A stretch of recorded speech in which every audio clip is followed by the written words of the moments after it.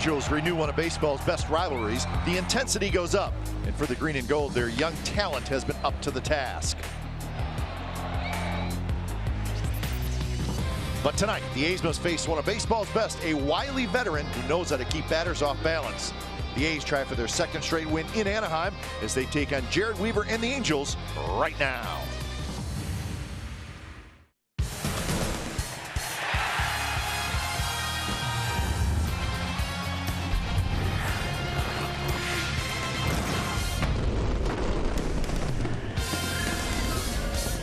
We are inside Angel Stadium of Anaheim on a gorgeous night for baseball. The lefty Eric Surkamp is going to take the hill for the Athletics, trying to make it 2 in a row over the Angels. It is game 2 of the 4-game series. It's the A's and the Angels coming up on CSN California.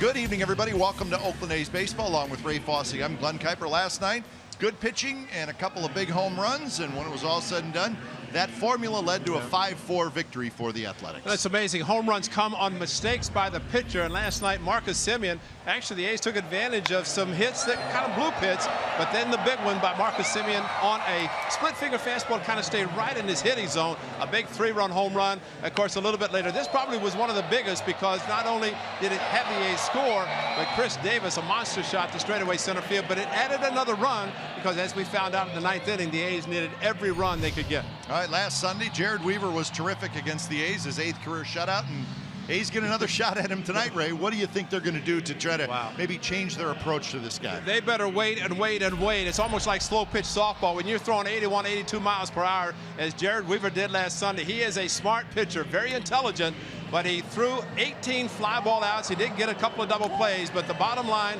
he wants you to get out and try to hit his soft stuff, and when you do, you have a tendency to hit the ball in the air, weak fly ball outs, and that's not good. So hopefully the A's make that adjustment tonight. All right, so Jared Weaver will be looking for his 7th win of the year, and for the A's, Eric Surkamp is looking for his 1st win of the year, and the A's again trying to make it 2 in a row over the Angels. We'll have lineups and first pitch from the Big A when we come back. It's the A's and the Angels coming up on CSN California.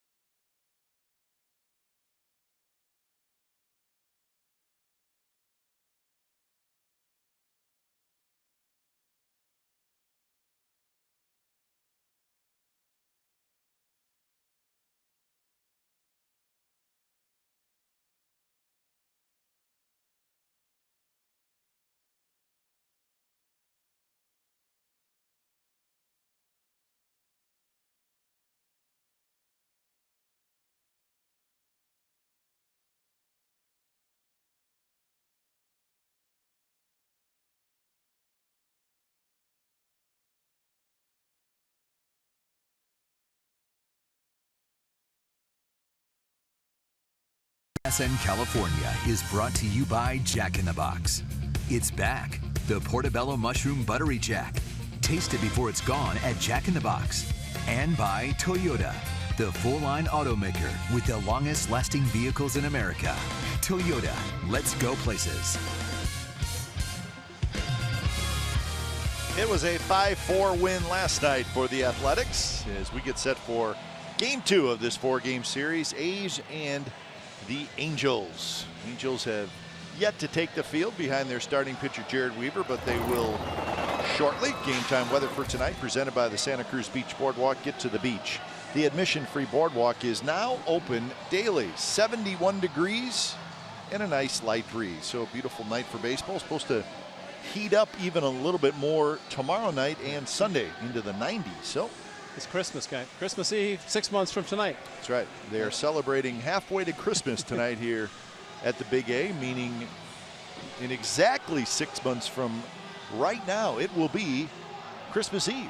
I'm not kidding. They're really celebrating. They are celebrating. They had the batting cage decorated with some Christmas bells, but they were made out of plastic. I felt one of them, and I said, otherwise, I think the players might have taken a bat to a few of them, but they were plastic and they wouldn't break anyway. So we have never seen celebrate halfway to Christmas, but that's all right. Christmas music throughout the evening during batting practice, and I don't think these guys are dressed like it's Christmas, but it can be warm in Anaheim during the Christmas time. So here come the Angels behind Jared Weaver. So we are just moments away from first pitch. Let's look at the lineup tonight for your Oakland Athletics. And it starts with Billy Burns, who's going to play center field. Jed Lowry is the second baseman. Then Stephen Vogt, Danny Valencia, and Chris Davis. Davis a home run last night. Billy Butler, Yonder Alonso. Marcus Semien has 4 home runs this year against the Angels. And Max Muncy is going to bat ninth, and he will play right field. And all of those players that try to do something special against this guy, Jared Weaver, who really was dealing last Sunday and probably took the mound last Sunday on Father's Day, thinking that if I can go 5 or 6 innings, turn over the bullpen. He ended up going 9, 3-hit shutout, 6-6 on the season, still an inflated earned run average. But as he was saying the Friday before he pitched last Sunday, he said, my body is just breaking down. And still a young man, but he's got a lot of innings in that right arm. He doesn't throw hard, but he knows how to pitch, and that can be just as effective as anybody throwing mid to upper 90s. By the way he has pitched, he definitely showed it last Sunday. Here's the defense for the Angels.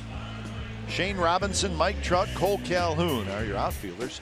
Jeffrey Marte, Andrelton Simmons, Johnny Giovitella, C.J. Cron, third to first, with Jet Bandy again doing the catching. So Weaver wrapping up his warm-up tosses. And you see Billy Burns getting a chance to lead things off tonight after Coco Crisp did it last night. He's coming in with a 30-42 record on the year, so it is game number 73 for the A's. And it is the 8th game of the year between these two teams. A's are 2-5 against the Angels so far. That is Mark Carlson. He's calling balls and strikes tonight. Mike DeMuro's at first, Quinn Walcott at second, Ben May is at third. Ben May taking the place of Paul Emmel, and we certainly hope Paul Emmel is okay. We wish him best of luck in his recovery after getting hit in the head with the bat last night. He required a bunch of stitches, but from everything we've heard, he is doing okay, and that's good news. So we are set for baseball from the Big A as Weaver kicks and fires. First pitch of the game is at the knees for a strike. And don't be shocked when you see 81, 82 miles per hour in the little box that shows the velocity on the pitches, because he is not overpowering with any of his pitches. Burns hitting .241 with 8 RBIs.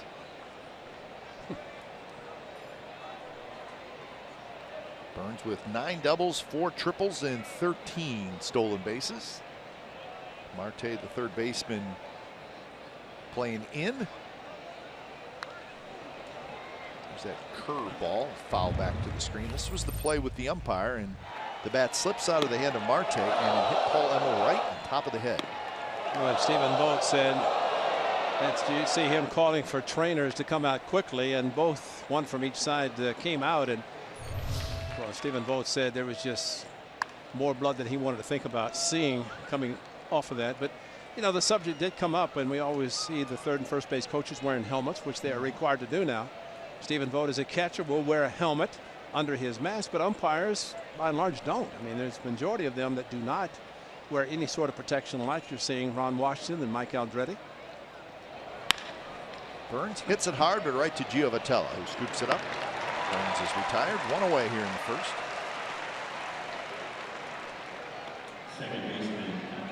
So one away, and here's Jed Lowry. There are a handful of umpires who do wear the hockey style mask. But that's just a regular cap. It's a soft cap, and you know, you see the extension in the front of the mask. That's to protect the neck, but nothing to the side of the head nor on top.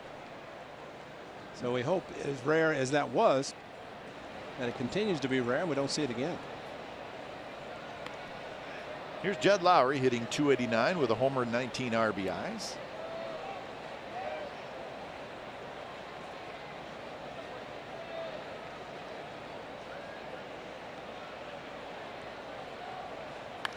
The curveball, Lowry waits on it, fouls it back. The A's are 14-20 on the road this year.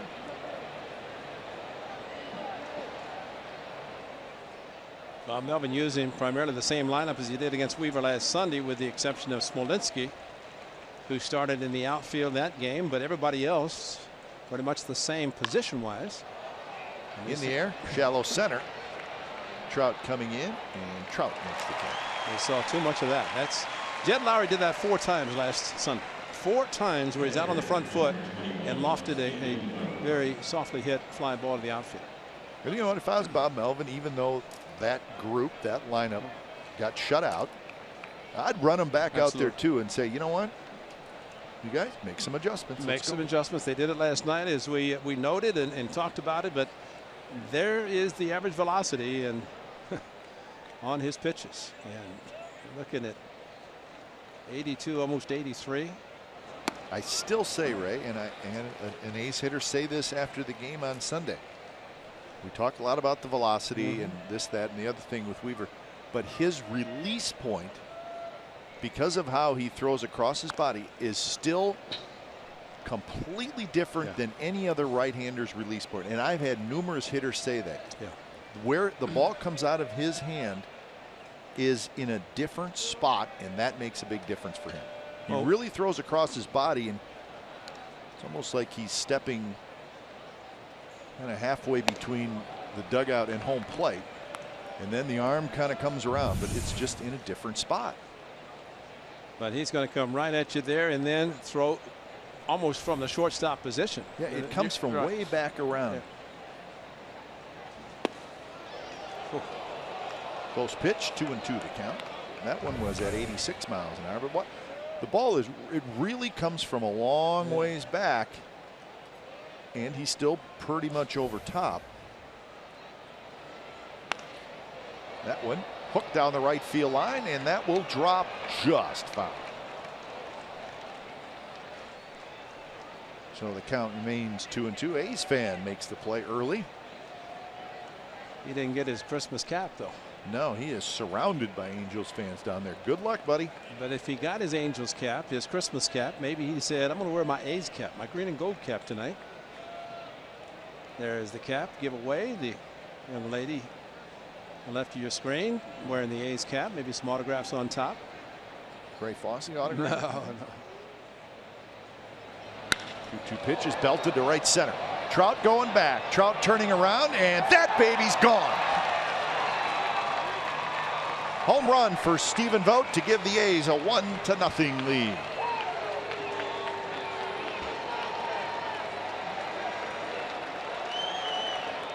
Just got into the front row where a fan was standing right there, and he made the catch. Well, Mike Scioscia is going out maybe to talk about exactly what you just said, and maybe they'll take a look at it, because Vogt got a fastball a little bit better than one that was not called a strike. Trout went back, and the umpire is talking to Mike Scioscia. Did the fan interfere? He caught the ball, but let's see if we can get a better look if he actually reaches over. I don't think he did. I think he caught the ball coming over the fence. Of course, Mike Scioscia making sure, and they can review it. So want me to take a look at it? But the yellow line just to indicate and help the umpires that the ball goes over the line, it's into the seats of the home run. But it's almost like Quinn Walcott looked at Mike Scioscia. You want us to take a look? And Mike Scioscia saying, "Well, I want you guys to take a look." Well, yeah, exactly. I mean, I don't want to use a challenge, but you guys need to take a look at this. Well, and they're talking about it, and corner umpires have a better angle as always. But I think they're going to take a look at it on the video. New York's going to take a look at it. The play is under review. But you're right that the umpires should be the ones to do it without a manager having to use a challenge. I agree. Because in a game just recently in Houston, Mike Scioscia used a challenge earlier, lost it, and it cost him later when he could not challenge a play that was clearly a play that should have gone the Angels' way. Remember last Friday, a week ago Friday, the fly ball caught short hop by Smolinski turned it to be a double play, but they challenged it, and it was overturned, which was the correct call. And as we said on the A team, I see if you take a look, the fan, see, I couldn't tell in that angle. Maybe here to see if he reaches over. Yeah, I think the ball was coming in, home run. Yeah, I think that's the right call. So Stephen Vogt gets home run number 6.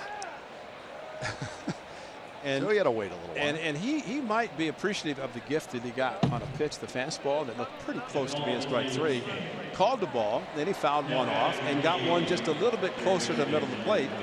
And he crushed for his 6th home run, a 2-out home run, and a 2-strike to boot. So here's Valencia, who takes a ball. Valencia at 328, 10 homers, 27 runs batted in. So after a couple of home runs last night, the A's homer here in the first inning tonight. Last Sunday, a young umpire by the name of Nick Lentz was behind the plate with Jared Weaver. Tonight, Mark Carlson, who, if I think I'm correct in saying, Mark Carlson's been around a little bit longer. What did you say, Brian? 16.5 years, so compared to Nick Lentz. And there were some differences, and that's what I think a pitcher has to look at. As the umpire behind the plate, where's the strike zone? As everybody is a little bit different.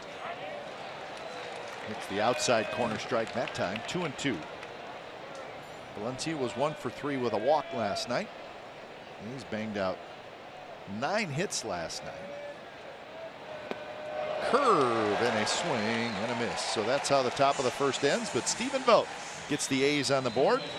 He homers for the 6th time this year. So the A's lead 1-0 as we go to the bottom of the first.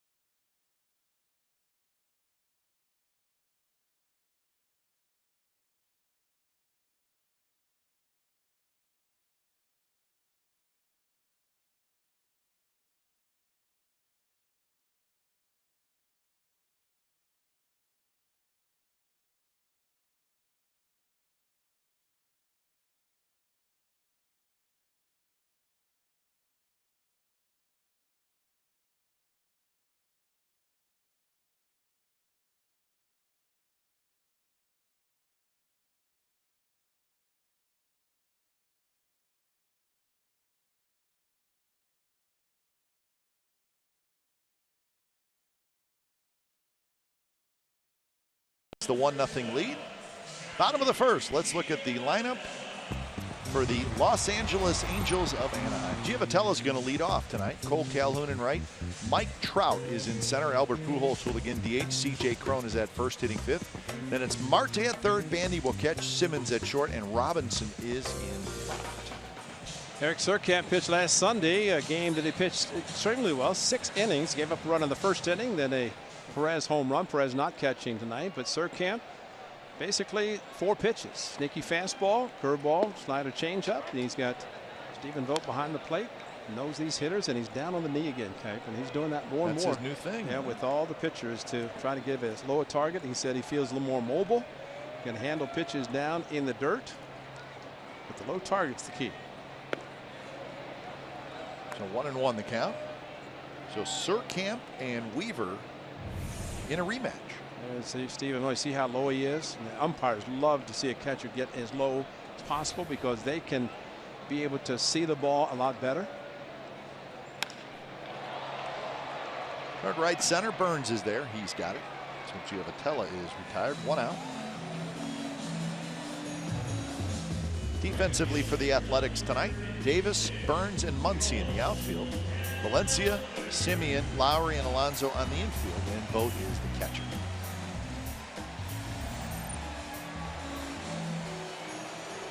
Angels come into tonight 31-42. They have lost 4 in a row. Remember, they got swept in Houston, 3-game series, and then the loss last night. So they're trying to break the 4-game losing streak. They're 15-21 at home. So both these teams a long, long ways from the first place Texas Rangers, unfortunately. Well, we know both managers, neither one are going to quit until they're eliminated, if that is the case, but they will play hard every game, try to do their best to try to get a winning streak going, knowing that it's still a long season. It's been a tough month. The Angels are 7-14 in the month of June. In fact, they have not had a winning month yet. 2 of the 10 former catchers managing in the American League on hand tonight with Bob Melvin and Mike Scioscia. Pointed out last Sunday that Surkamp pitched against the Angels. The only lefty in the lineup was Calhoun. He got 2 hits, driving in 2 runs. He also had a big walk against Surkamp last Sunday that helped the Angels score their first run. 2-1 pitch is a touch high. 3-1 to Calhoun. Trout to follow here in the bottom of the first. Angels last night had 4 runs and 10 hits.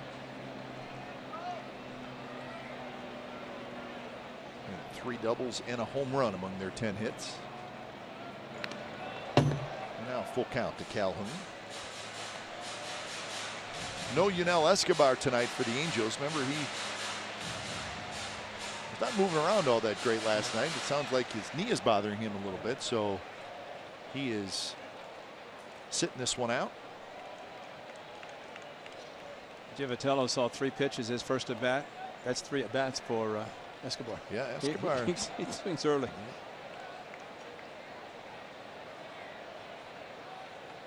3-2 pitch is hit in the air to Burns, who slides to his right. Burns has it, 2 away. Graveman did the same playing last night. This was 3-2. He had 3-1 to Calhoun. Pitched him outside. He tried to pull it. Ended up hitting the ball to left field. Same thing tonight to center field.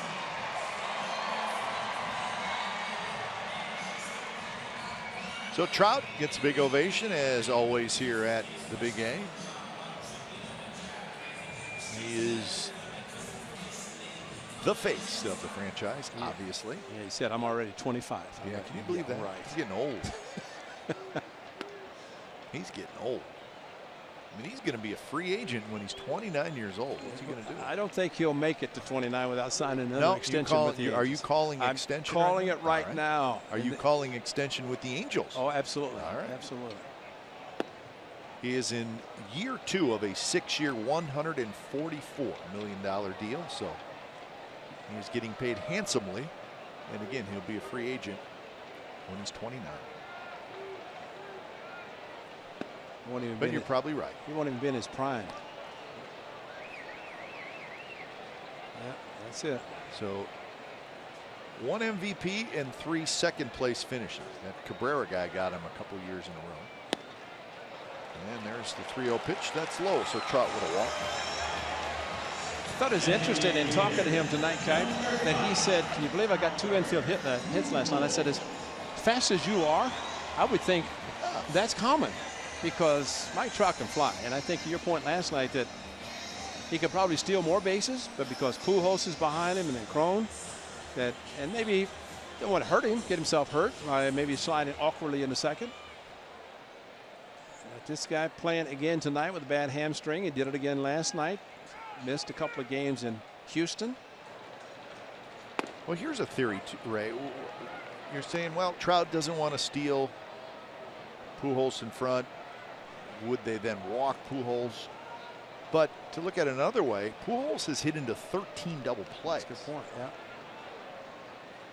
With Trout moving, you would obviously eliminate that, but then you don't want to take the bat out of Albert's hands, and that's why. That's right. Because he just hit one.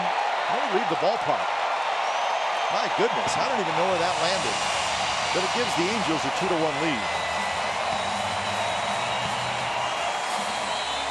And that's what you do. You pitch carefully to Mike Trout. You throw a fastball to Albert Pujols, and the sound tells it all of what the result was. And this is a guy with a bad left hamstring, yet he played last night, and if he can do that, he does not have to run hard, because he crushed it. Sounded. Slides up a spot on the all-time home run list. And that's a big boy there. Career home run number 573. You know, and I don't know what Mike Trout, that they were concerned about him, and after getting the first 2 outs, 3 and 2, he went to Calhoun before getting him to pop out. But 4 out of the strike zone to Trout, you bring up Pujols, so it's a dangerous combination, 3-4 and even 5 with C.J. Cron hitting. Cron rips one foul, so he ties Harmon Killebrew. Nicest guy in the world, Harmon Killebrew. 11th on the all-time home run, 10 away from Mark McGwire. The way he's going, what a list, huh? That 600 is not impossible for him this year. Nope. 2-1 to C.J. Cron. Solo home run for Stephen Vogt. Everybody's excited, and then a walk and a 2-run home run by Albert Pujols.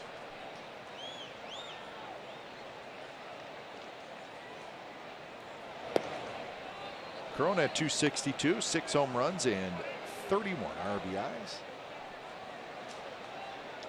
Surkamp last Sunday, of course, a pitcher's duel with Jared Weaver giving up nothing. And Surkamp, his best outing is, remember, the Athletics, 6 innings and just 2 runs.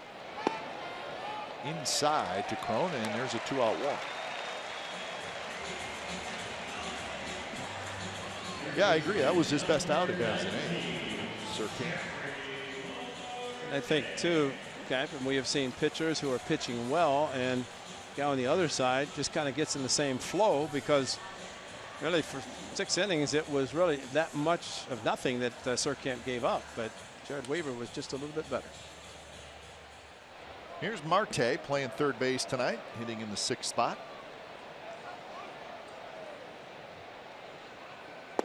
First pitch is a strike to Marte. He pinch hit last night, and he is the hitter who let the bat slip away and hit the umpire.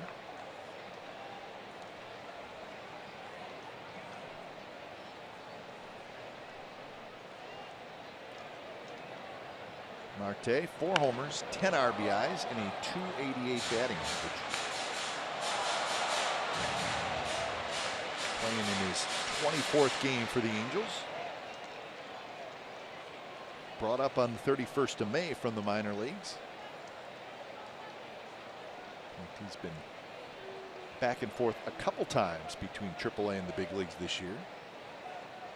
Salt Lake City is where the Angels AAA team is. That one looped into right center. That'll be a hit. Cron runs well for a big guy. He will head around to third, make it easily. So the inning continues now, 1st and 3rd. A 2-strike fastball that While they didn't hit it hard, a pitch that they're aggressive, Marte, and we saw him last night. I mean, he swings at everything. And we have seen him so far in the season. When given the opportunity, he's going to swing the bat. And with 2 outs, Cron on the move. And you're right, he can run. But, you know, Stephen Vogt hit a home run in the top of the inning. But right now, he's as disappointed as anybody because he has been behind the plate to see his pitcher give up 2, and now runners at first and third. So in Stephen Vogt's mind right now, to use a hockey phrase, he's -1. He's -1. And he's not happy about it.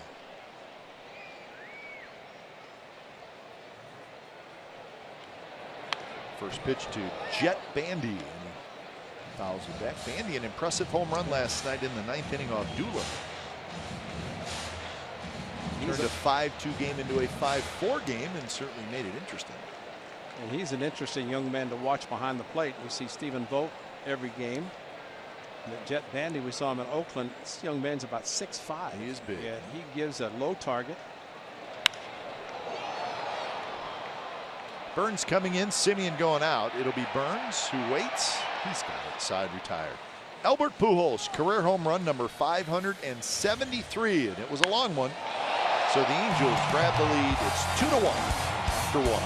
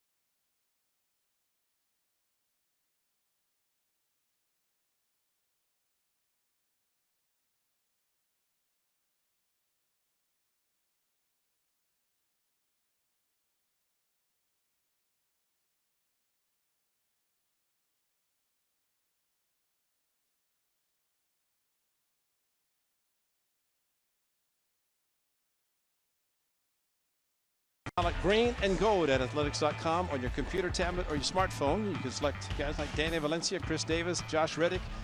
You got a whole bunch to choose from. Vote up to 35 times. You can vote today. You can vote tomorrow.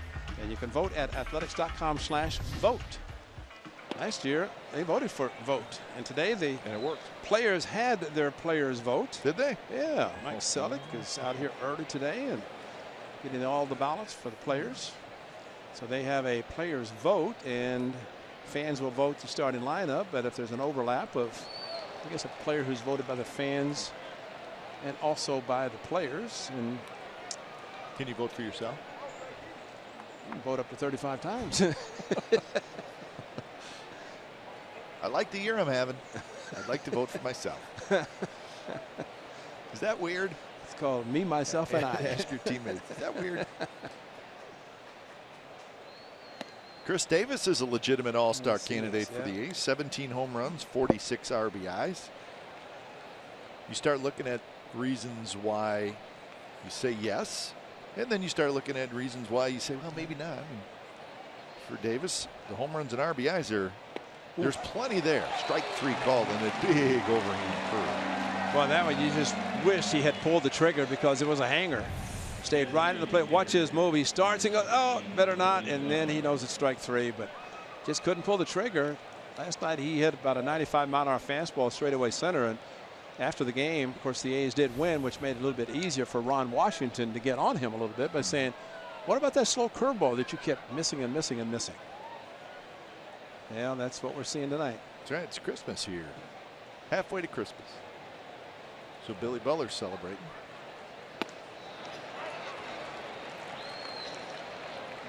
Billy hit the ball very hard against Weaver. He got 2 of the hits. One of them he was thrown out at second, attempting to go to second on a double to ball to right center. Well, right now Weaver likes the curveball, it looks like, right? That's right. Looks like Lincecum had trouble with his split finger fastball, the one that Marcus hit out. 37 at bats for Butler against Weaver. Till last time, Kev, I think I ended up counting 5 times the A's beat the shift with hits, and turned out to be costly, especially in the 4-run second inning.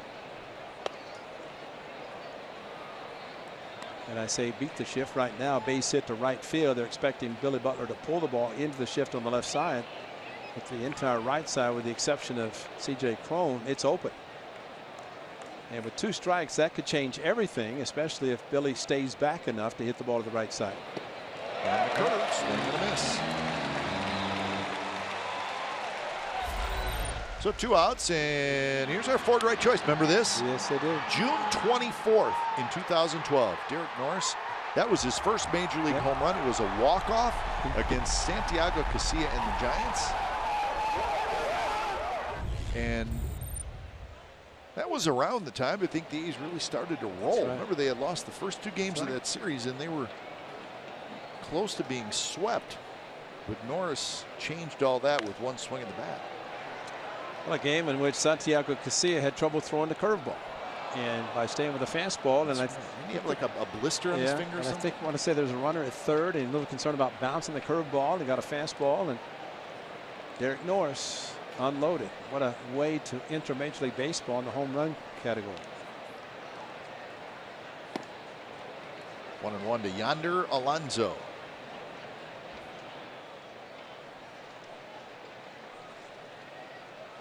Yeah, so Christmas, November, June 24th in Oakland, when Derek Norris hit his. 6 months before Christmas, that is.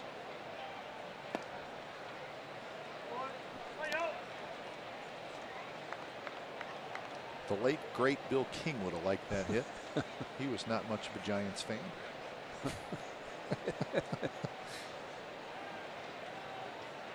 He may have stood up and danced circles in the broadcast booth. Change up, and it drops low. Good take. It was a great take, and a really good pitch by Jared Weaver, keeping the changeup down. How do you not swing at that? That's a good point, because the way I'll throw him another changeup, maybe just shook it off, but last night Bandy called quite a few split finger fastballs from Lincecum that didn't work that well. A 3-1 curveball at 67 miles an hour. But as you said, he's comfortable with his curveball, so he threw it 3-1, and see how he gets that, just flips it right at the top. Flips it right at the top. That's exactly right. There's Lincecum amongst the pitchers. Right near the pitcher's mound. Everybody coming together. It'll be the tallest guy, C.J. Cron, who makes the catch right near the mound. And that's a 3-up, 3-down inning. Bottom of the second coming up. 2-1 Angels.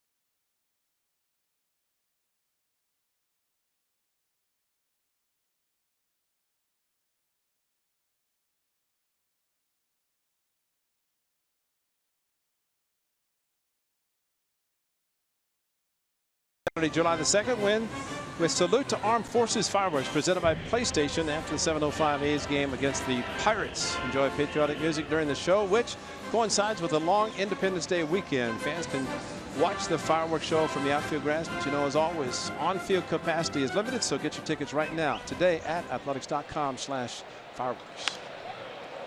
Bottom of the 2nd inning, Simmons, Robinson, and Giovitella for the Angels. Andrelton Simmons, Angels glad to have him back in their lineup. Tore up his thumb pretty good. Missed 33 games.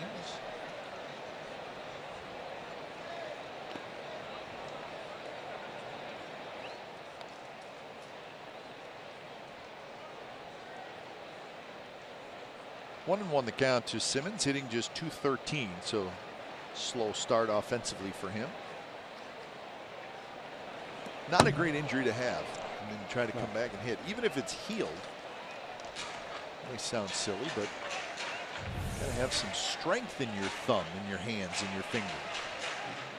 It's actually a little bit outside, but anytime you deal with your hands, your forearms, your wrist, anything, any part of your body that you have to use to try to hit or throw, play, do anything, you have to play through some pain, but give him a lot of credit coming back maybe 3 to 4 weeks earlier than expected.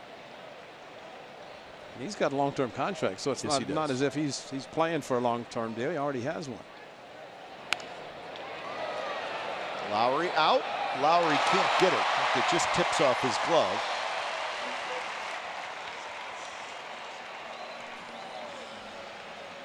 So Lowry got a glove on it, just could not quite come up with it. It seemed as he went after it, he thought he had it easily. And you almost want to try to go to where you think the ball's coming down, and it just wasn't to the point. I mean, it maybe just kept carrying on him a little bit farther. But just reached out and did get a glove on it, but that's it. But another 2-strike hit. So here's Shane Robinson hitting in the 9th spot.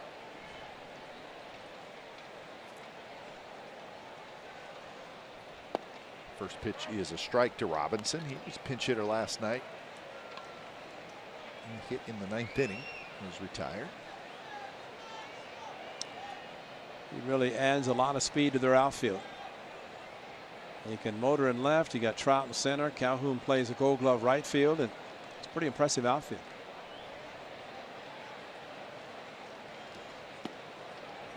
With that said, Ray, we've been coming to this ballpark. We've seen a lot of different Angels teams, some very, very good teams, but doesn't it seem like it's been a long time since they had a regular left fielder? I'm trying to think. I'm probably missing somebody. They spent a lot of money for a guy that's now with Texas named Josh Hamilton. Yeah. But even when he was here, he didn't really play that much. Well, no, you're right. But they had hoped that he would be their guy in left field for 5 years. But it did not work out. It has not worked out to the point that he's not even with the team. Now with the Rangers, and probably out for the season with another knee surgery. They had Daniel Nava and Gentry to platoon. But no, I agree with you. Trout is a fixture in center. You got Calhoun on right, but you think about left field. But the one thing that Art Moreno, the owner of the Angels in general, they were concerned about that luxury tax threshold of 189, and they're looking up to with Detroit. Not that, I mean, he's got a fortune to go there, but it comes a time you got Albert Pujols, who's starting to get up in age, and how many years is he going to play? Trout, you hope you keep him, but there's that window of opportunity, and do you kind of go for it? Because these fans are going to come out and support to the tune of $3 million plus every year.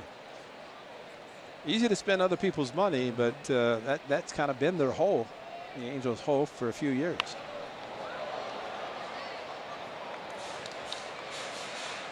Well, I think the biggest worry if you're the Angels is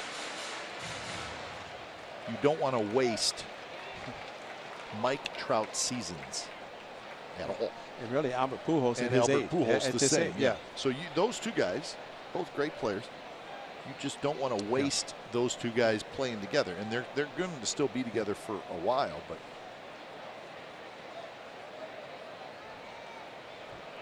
And listen, Albert Pujols is going to hit, who knows, 700 home runs.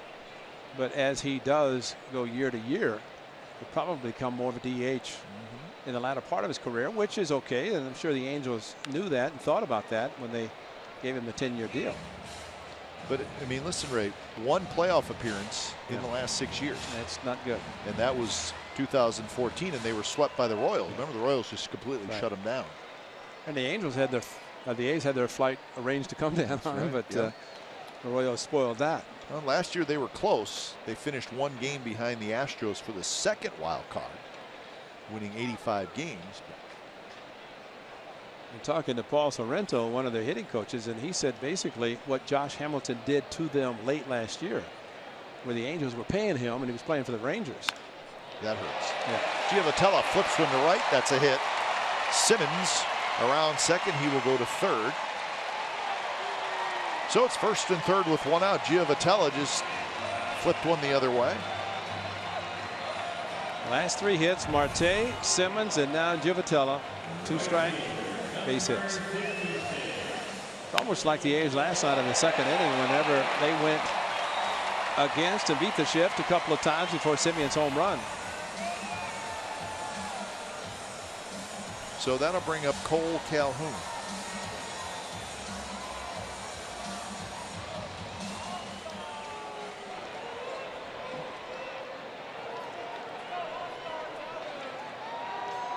Getting the runner in from third, less than 2 outs. Calhoun, 60%.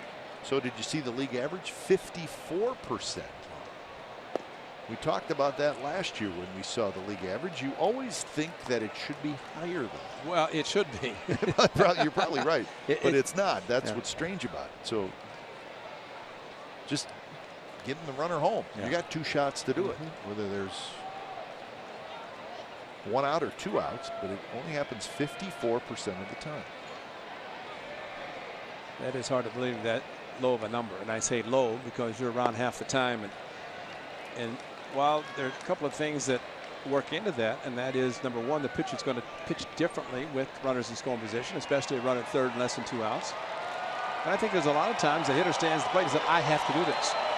And whenever you force yourself to say you have to do it, it changes everything in your approach. And you always have to realize that the pressure is on the pitcher in these situations, not as the hitter.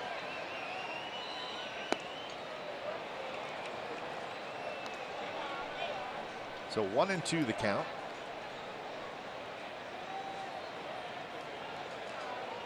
I don't think you see hitters shorten their swing as much as they used to. Especially with 2 strikes, where you just put it in play. Put it in play, you get an RBI. That's not a put it in play swing. Nope. That's an 88-mile-an-hour high fastball, and he's upset with himself. And really, Mike Scioscia is just as upset, because we mentioned last night that twice the Angels had a runner at third, less than 2 outs against the Astros. They were leading 1-0. They were gift runs, basically like this. It's tough to double up Calhoun if he puts the ball in play. But there was absolutely no adjustment made there. No, it was swing hard with 2 strikes. So the tough one's out, and the tougher one comes up now in Mike Trout. First pitch to Trout is low. One of my favorite things we saw this year was when Joey Votto faced Doolittle. And the first 2 pitches were right by him, and he said, all right, 0-2, and he spread out, and he choked up more. And the next ball, he almost hit out to left field. A ball that was about eye high. A fastball at 97 around his head, or at least that height. Surkamp grabs it. Underhand's low, and it cannot be dug out by Alonso, and Simmons scores. Unbelievable.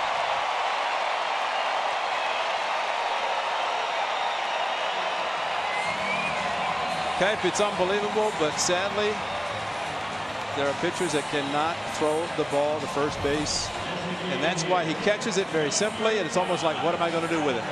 And then he runs over, flips it, and Alonso, with his great hands, couldn't handle it. He was probably shocked as anybody and waiting for the throw up high, and is down low and trying to scoop it. And he knew it. So it's an E1.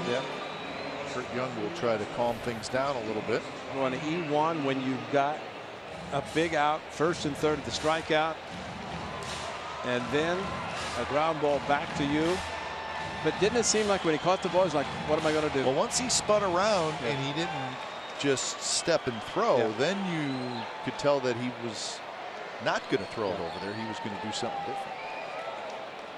But he's got to immediately start. If he's not going to throw overhand, he's got to start running immediately and make that a shorter distance to be able to flip the ball underhand.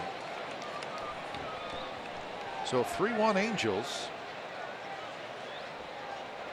And Pujols with a home run in the first inning, a 2-run shot deep to left field, hit it over the bullpens. The bullpens here at the Big A are stacked with the A's in the lower part, and then above them is the Angels bullpen. Pujols' ball went about halfway into those bleachers above the Angels bullpen.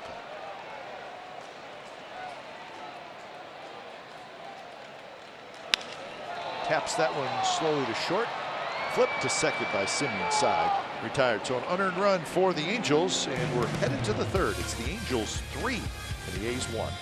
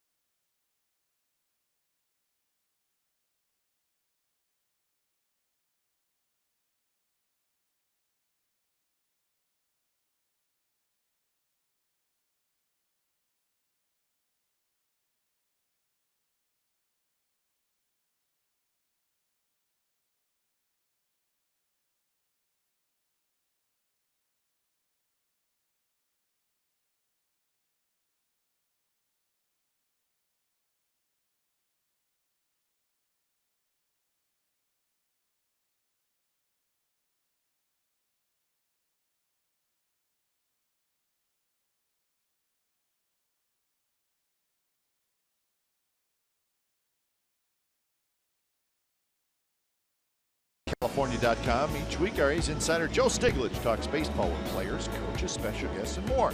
This week, Joe's guest is former A's left-hander and TV analyst Mark Mulder. The A's Insider Podcast with Joe Stiglitz on CSNCalifornia.com, also available on iTunes.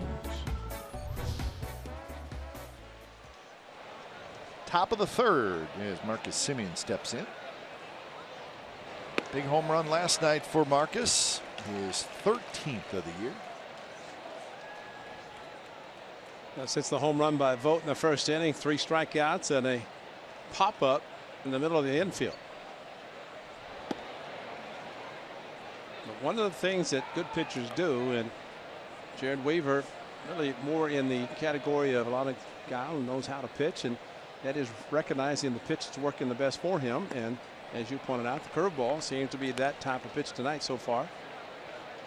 He has an assortment that he will eventually throw, but right now the one pitch is working, and stay with the one and the best one.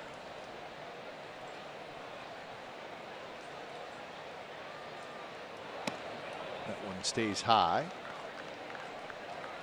So 3-1 the count. Think he'll throw it here? Why not? Probably. Nice button. Best controlled pitch for him. There it is, too. You're right. And he paints the outside corner. And all that does is put a thought in a hitter's mind to Alonso. He threw him a 3-1 curve and then a cut fastball on 3-2. It looks like a slider.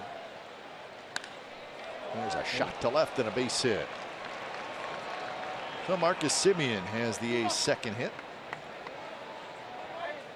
A good job of waiting back.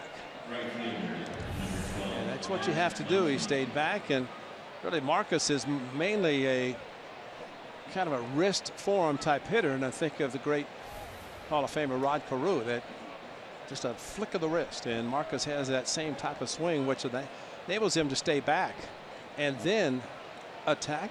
There's the Hall of Famer Rod Carew, and we wish him well. He's waiting for a heart transplant and had a serious heart attack this offseason. We wish him the best health-wise and hope he's able to get it. Max Muncy steps in. Muncy is the 9th place hitter for the A's, and he takes a strike. You know, with Rodney, the way to pitch to him is throw the fastball right down the middle. Because it's like, what do I do with the pitch down the middle? Way goes to left field in, he'll pull it. Yeah, he was a little bit like Tony Gwynn. Oh, he was just, I mean, just flick the wrist, and probably could have hit 30, 40 home runs, but only hit close to 400 every year. Just a great all-round player.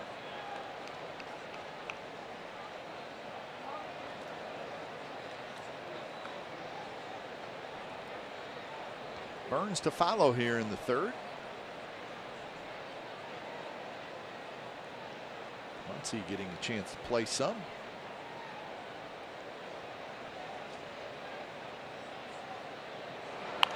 And he cues that one left side of the diamond, and it goes under the glove of Simmons, and Muncy's aboard.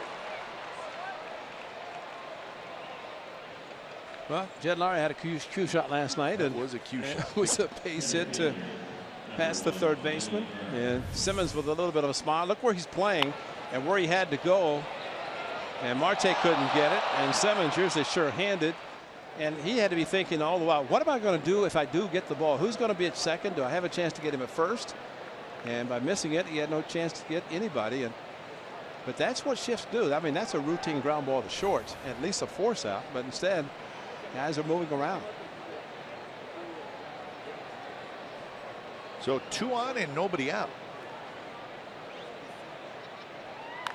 And Burns pops one just below us. So good opportunity. Marte playing on the edge of the grass. Thrown at first. They're expecting a bunt, and you know there are times that you try to hit against it, but here's a pitcher who really is actually pretty easy to bunt because he doesn't throw hard. Probably more difficult to hit, and with Billy Burns' speed, it really puts pressure on the infielders if he does bunt and get the ball down. And now it's 0-2, 74 miles an hour.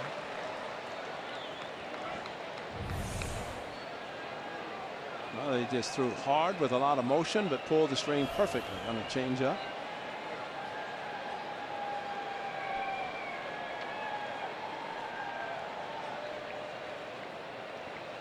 Blocked nicely by Bandy. Ball bounced way on in front of home plate. We'll get a chance to see the infield alignment. Look where Givatella's playing, and Simmons going to it, and Givotella hustling to second base. But even if Simmons comes up with it, I don't think there's going to be a chance to get Semien at second with his speed. So really a no play for Simmons might have been the best play, not to be able to field the ball and make a quick errant throw. It almost looked like it snaked away from him a little bit. But the fact that Givotella was so far away made it very difficult. That curve stays high. So now the count 2-2. Lowry to follow. Opportunity for the A's. Well, with Billy Burns' speed, he just has to put the ball in play, and especially on the ground, because he's a tough hitter to double up.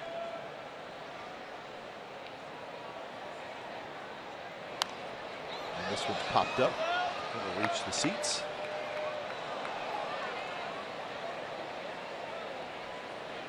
Got to be ready for foul balls in this ballpark. I would say this booth is probably the closest to the field of any of the broadcast booths that we're in. Wish you will get foul balls coming up here. I wish you could have gone to Tiger Stadium. You were right on top of it. Huh?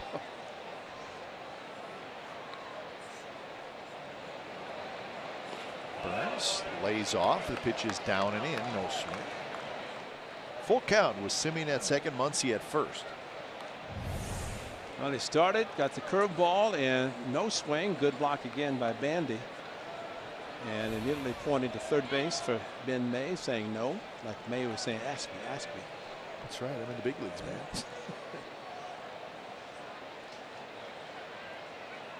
Every time I see that, that's a great shot. If he drops the ball, it's a balk. You're spinning the ball like that. There's a shot to center, and that's a base hit. Trout charges. They're waving home Simeon. Here comes the throw, and it is not in time. Simeon scores, and it's 3-2.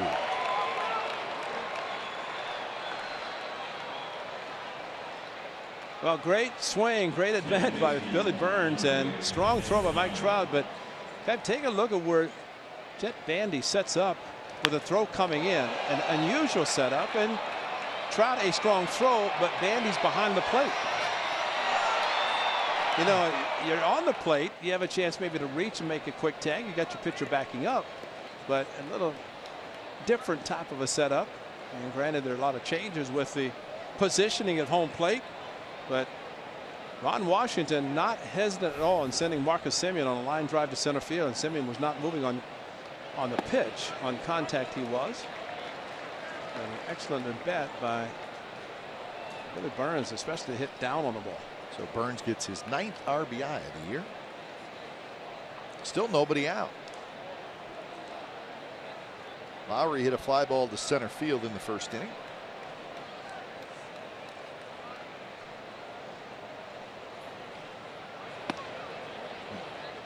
Maybe a curved cut fastball, something.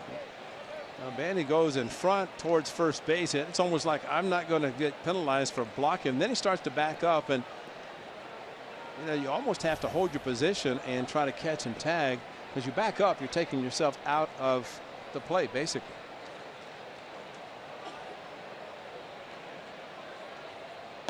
That's high, and now 2-1. He's making Weaver work. He's already thrown 51 pitches. Vote to follow after Vote, Valencia.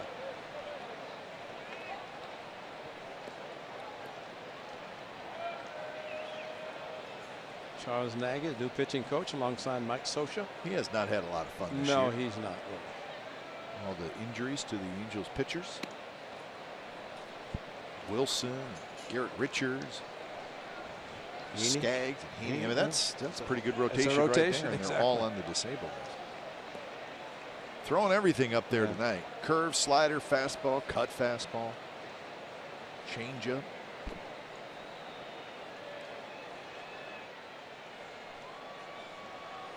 Hmm. 3-1 pitch is hit hard. Crone, who spins, fires to second for one, back to first. Does Weaver get there in time? He does.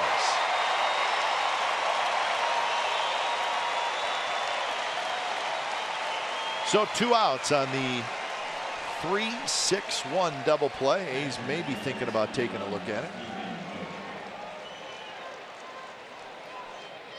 Jed Lowry thinking maybe there was 3 outs. That's only 2. Well, I'd say it's a pretty good play by Crone. He did not hesitate, came up through to second, and even for Weaver, with a strong throw coming from the middle infielder, and he was there to take it. And as Simmons going to take the throw, and he throws a bullet to first base right on the bag, and for Jared Weaver to catch and find the bag. Boy, what a huge play for the Angels, and too bad because A's nobody out at that point, and then 2 quick outs. So see if Vogt can get a 2-out hit. First pitch in first strike. Vogt with a home run in the first inning. Jed taking everything off, and oops. Well, they tried to cover it up well. That's because normally they take all that stuff off in the dugout if it's a second out. Spit out. Vogt hit a long home run to deep right center field. It dropped into the first row, but it was to a pretty deep part of the ballpark. His 6th home run of the year.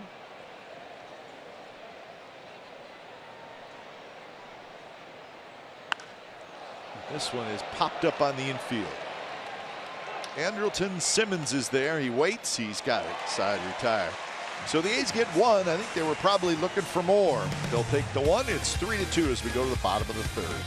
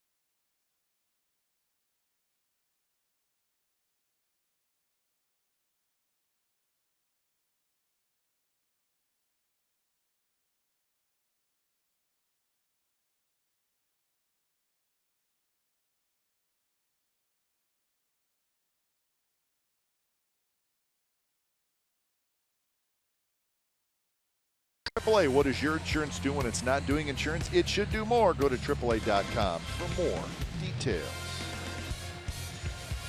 Sunset in Southern California. We are in Anaheim. And the Angels leading the A's 3-2, bottom of the third. Crone, Marte, and Bandy here for the Angels. And after an unearned run last inning, Surkamp needs a shutdown inning and needs to get 2 strikes and put the hitters away. Surkamp's going to have to hustle over there. He does. So 3-1 on the putout, 1 away. All right, well, tomorrow we get to see another youngster making his major league debut for the Athletics, Dylan Overton.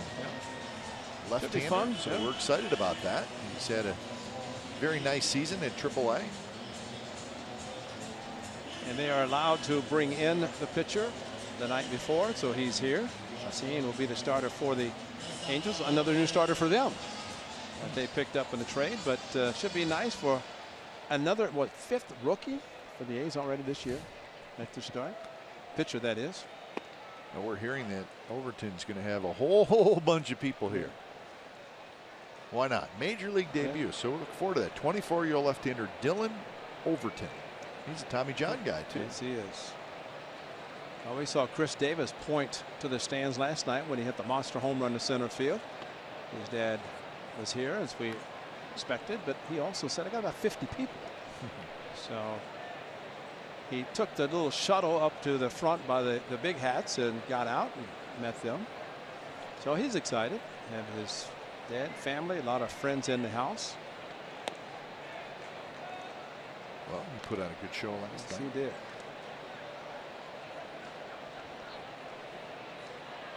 It's always nice to see the proud parents. I mean, sure, they have the wives that watch, but whenever they see the parents of the players that come and watch them and how proud they are when they see their son doing so well at the major league level. Well, and from an organizational standpoint, I mean,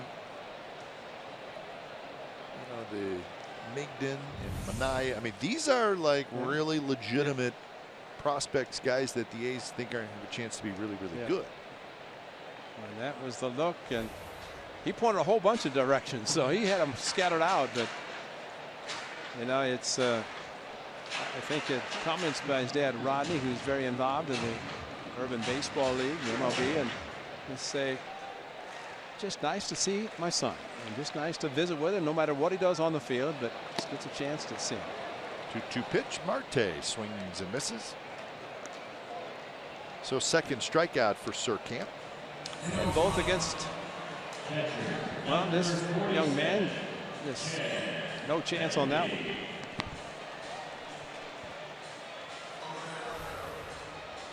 So Marte is gone, and now a chance for a 3-up, 3-down inning for Surkamp. He's at 52 pitches through 2 2/3.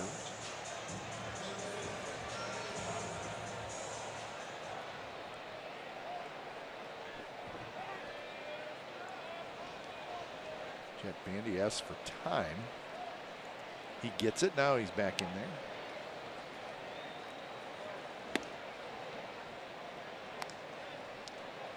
Two runs in the first for the Angels on the Pujols home run, and then an unearned run in the second on Surkamp's throwing error. Popped up. Vogt coming over. He can't find it. It's going to be into the seats about 5 rows back. And he's so happy. Jet Bandy with a fastball from John Doolittle, crushed to left field in the A's bullpen. I said, young man, how'd you get the name Jet? He said, my grandfather's name was Chester. They called him Chet. My dad's name was John, and they called him John. So they combined the two. Jet. John. My dad's name was John, and they called him John. Chet and John, you get Jet. That's right. Like it. That's exactly. So Chester Farrell's got to be happy. There's somebody out there named Jet. Muncy grabs it, and Surkamp gets his 3-up, 3-down inning. So we're headed to the 4th inning from the Big A. Angels 3, A's 2.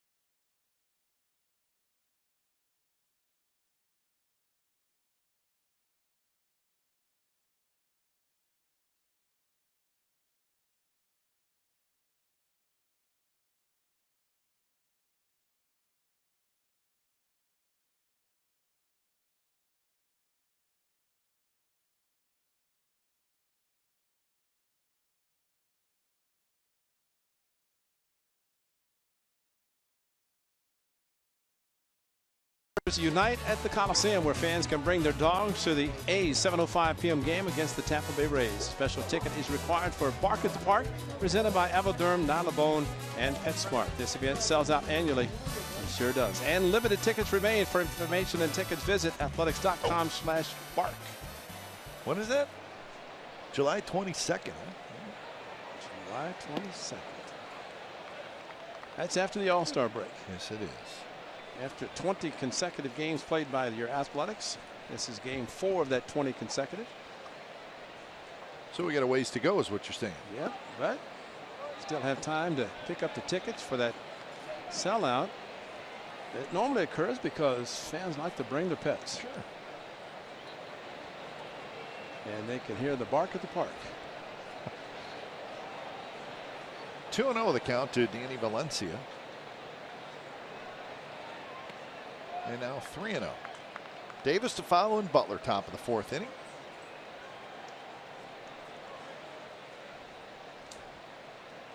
And yeah. All hat, no cattle. He brought the wagon down from Northern California. So 3-1 to Valencia, who struck out in the first inning. You get the feeling that these are the guys that Danny Valencia does not want to face. Exactly. Well, he can hit them. He can hit anybody. He's hitting 328. Chops this one towards Simmons. Simmons fires to first, and what a play. Andrelton Simmons with a terrific play.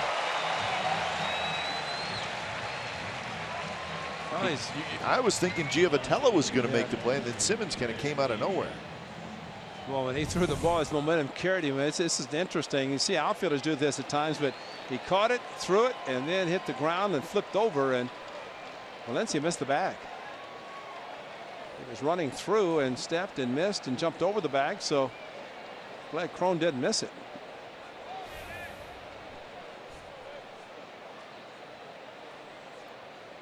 So here's Davis. Or if he did miss it, it was going to be a scuffle to get to the bag and tag it. Hanging curve, soaring pop-up foul. See that, Pat? Jared Weaver's thrown so many 3-1 curveballs tonight. Dana Valencia got a fastball, got jammed. Yeah, about that's an true. 83-mile-an-hour fastball. Because he's probably looking, curveball, got the fastball, swung, didn't have to, it's 3-1, but got jammed on a pitch that you're saying, how can I get jammed on that velocity? But that's what a curveball will do. Might as well not swing. If you're looking for a curveball, and again, 2 strikes, you can't look for anything, really. You have to just swing, or at least be prepared to swing. Here's another guy who just wants that good fastball. Yeah, he may not get it tonight. Yeah.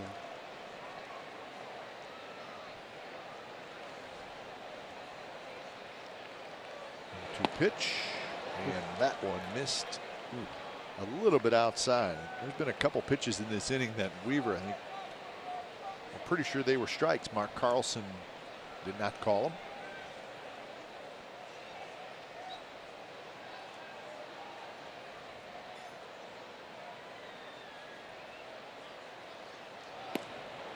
There's the fastball, 85 miles an hour, but off the plate, and maybe that's where he wanted it. Yeah, just a with chase. a fastball. Yeah, show him something. Yeah. Try to get him to chase a pitch out of the strike zone.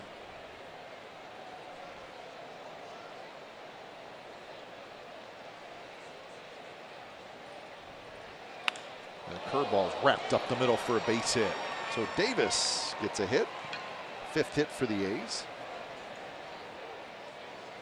That's a hanger.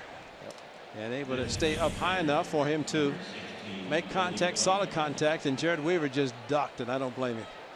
He had a shot coming back, and he threw his glove at it, but his body was headed over towards first base, and he's strong. And there's a case where you use a shift against a player. You're hoping Chris Davis hits a single because his power, he can do some serious damage with a long ball.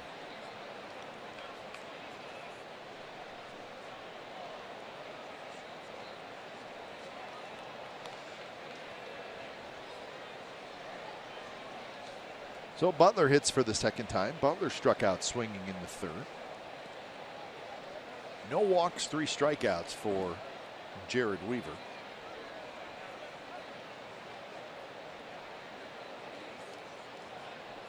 But a lot of pitches, not quite as sharp as he was in his start last Sunday when he threw 95 pitches in that complete game.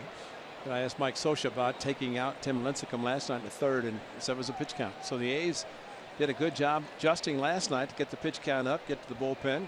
Bullpen did a great job.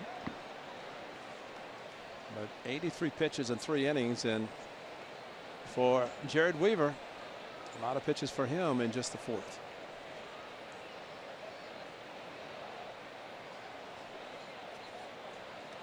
First pitch to Butler is high. Last night the Angels bullpen threw 6 innings. Gave up just a couple of hits and a run, but 6 innings of work.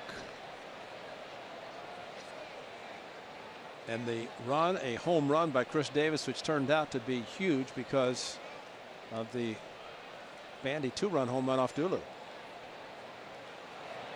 Outside, 2-0 to Butler.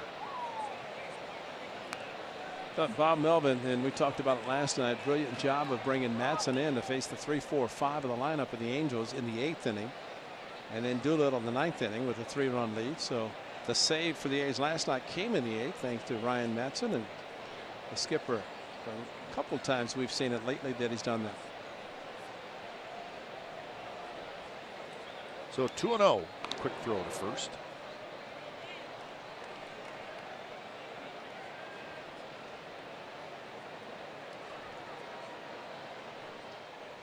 Alonso waits in the on deck circle. He's with a run in the first and a run in the third.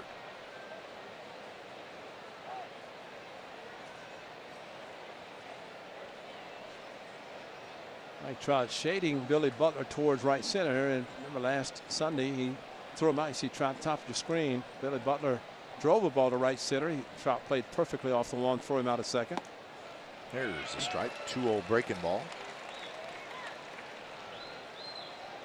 Yeah, so it wasn't just the Coliseum where Trout was playing deep, because he's playing deep here too. He can play wherever he wants. Yes, he can.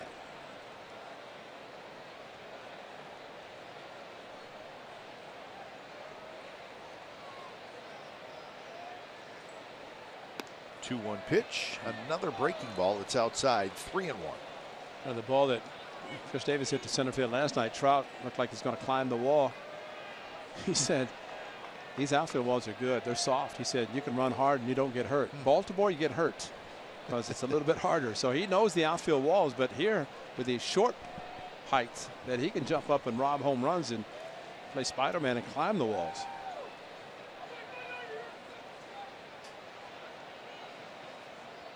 Butler bends back out of the way of another curve, and it's for a strike. 3-2.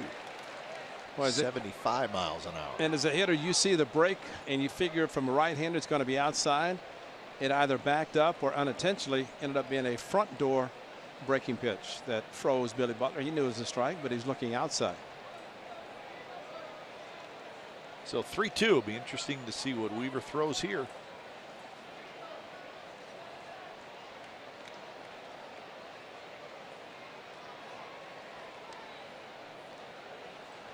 Chris Davis getting a workout over there. If the A's don't run, it's a lot because that young man right there, Vandy, can throw. Showed last night. Here's your curveball, Kate. All right, not surprised. Davis goes, swing and a miss. Bandy's throw is a good one. Davis is out, and that's a strike him out from a double play. And the side is retired. Bottom of the 4th coming up. 3-2 Angels.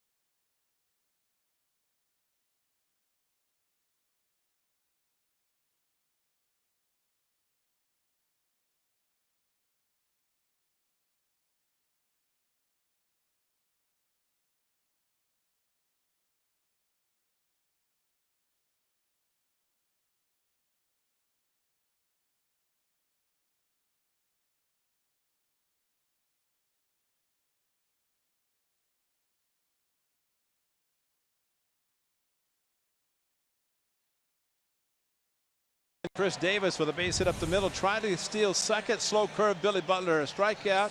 And look at the gun, the throw by Jet Bandy behind the plate. That's 2 for 2, and his numbers have been off the charts. But 6'5", waited for the curveball to come to him, and then made a perfect throw to second base for a double play, strike him out, throw him out.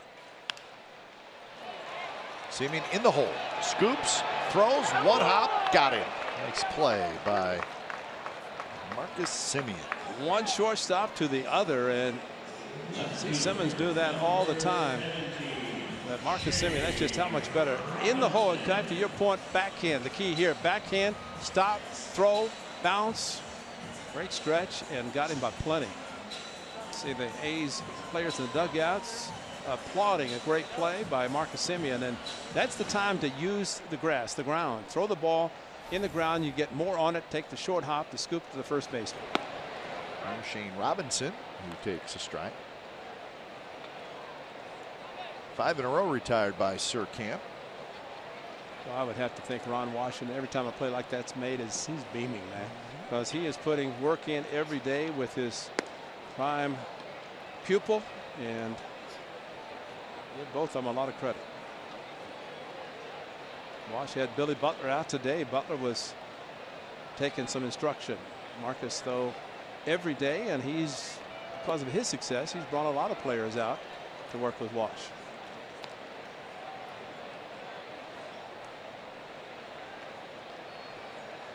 Robinson hit a fly ball to center field in his first at bat.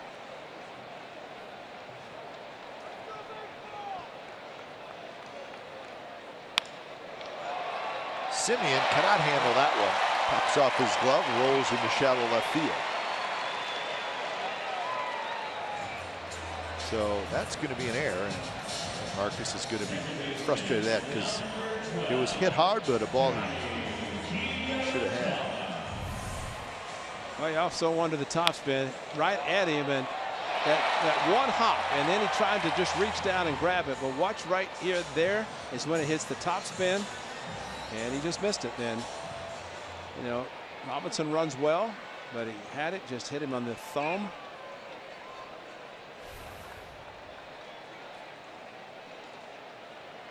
Giovitella bunts up the first base line. It's a good one. The throw to first, safe. Wow.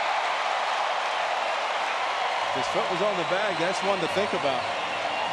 That's one heck of a play by Alonso.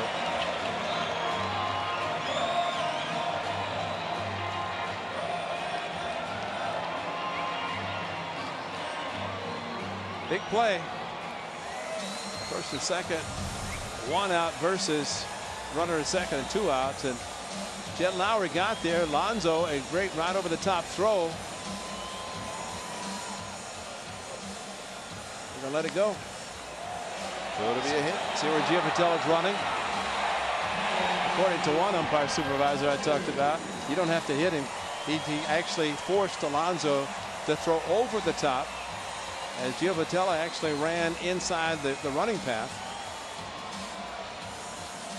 But he's given a base hit on a ball bunted that stayed. This is our best look. Ball and glove right there. So 2 on 1 out. Here's Calhoun outside. So an error and a bunt hit.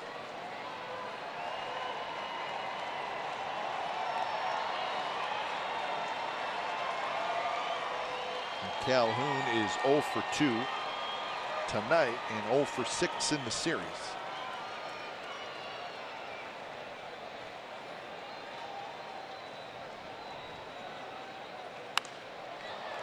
High and foul, headed for the second level here at the Big A.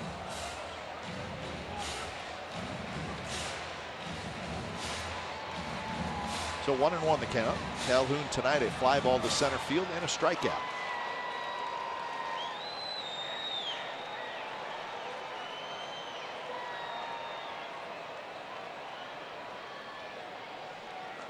Lots of speed on the bases.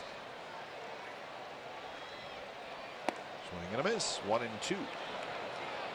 A high fastball. He swung and struck out on a high fastball in his previous at bat. That was with first and third. And I'd say the way he's not able to handle the high fastball, if you can do it, go back up there. And he seems like he'll chase it. Yes, that's a good point. And which would think about the swing. Let's see if he goes fastball. A lot of breaking pitches. Center field. Burns is right there and he grabs it. You know why I say breaking pitches? He sped up his bat. Yep. He could not catch up to the fastball. Got a slider, which was a hanger. And fortunately, it went right to Billy Burns. Ball in the gap has 2 runs and at least a double. But a hanger right in the middle of the plate, and he had just swung through an elevated fastball, and that ball right to Billy Burns. And now Bob Melvin out to visit with his pitcher. That's it. It's going to the bullpen. He pointed to the bullpen. Yeah. So 65 pitches in Surkamp, 3 2/3 innings. And that's going to do it. So Fernando Rodriguez coming in to face Mike Trout. When it's time for change, think Speedy Oil Change and Auto Service, your oil change, tune-up, and repair experts.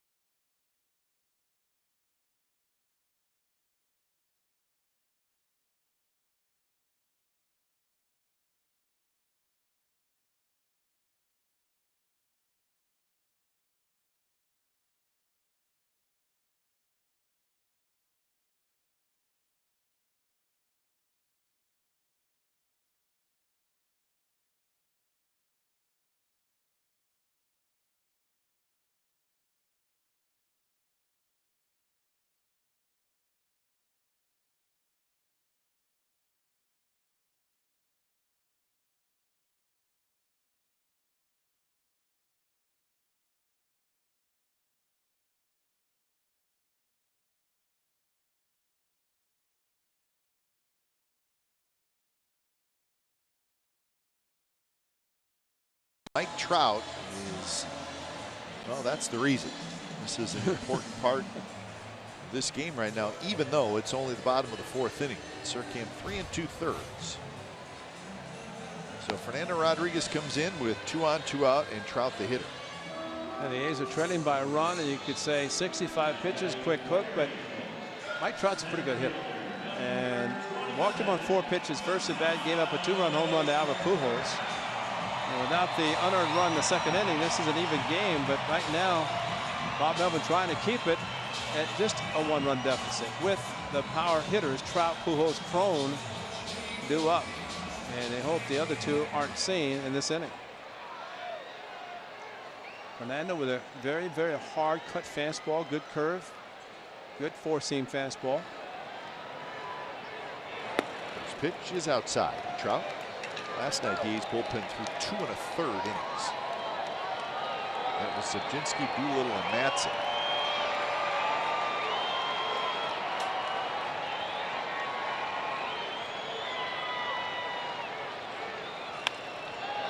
Into the bat, right up over top the A's dugout.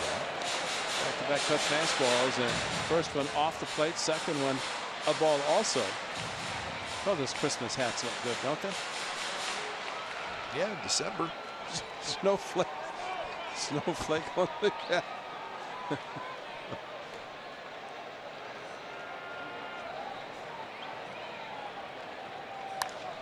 Trout fouls one into the upper deck. It showed the diamond vision when they have the players, and Mike Trout up there with a nice little Christmas. Yep, Santa hat. Santa hat. Yeah, that's big smile. I mean, he's very generous around Christmas, so this is perfect for him. Oh yeah, I'd stay real close to Trout at Christmas time, thanks to his $144 million contract. I bet he buys good gifts. Well, he took care of some families in Millville, New Jersey. There was a family that during their Christmas vacation unfortunately had a fire. Yep, that's right. Burned everything, and so what did Mike Trout do? Bought presents for everybody. So a very generous young man, especially in his hometown where he still goes in the offseason. 2-2.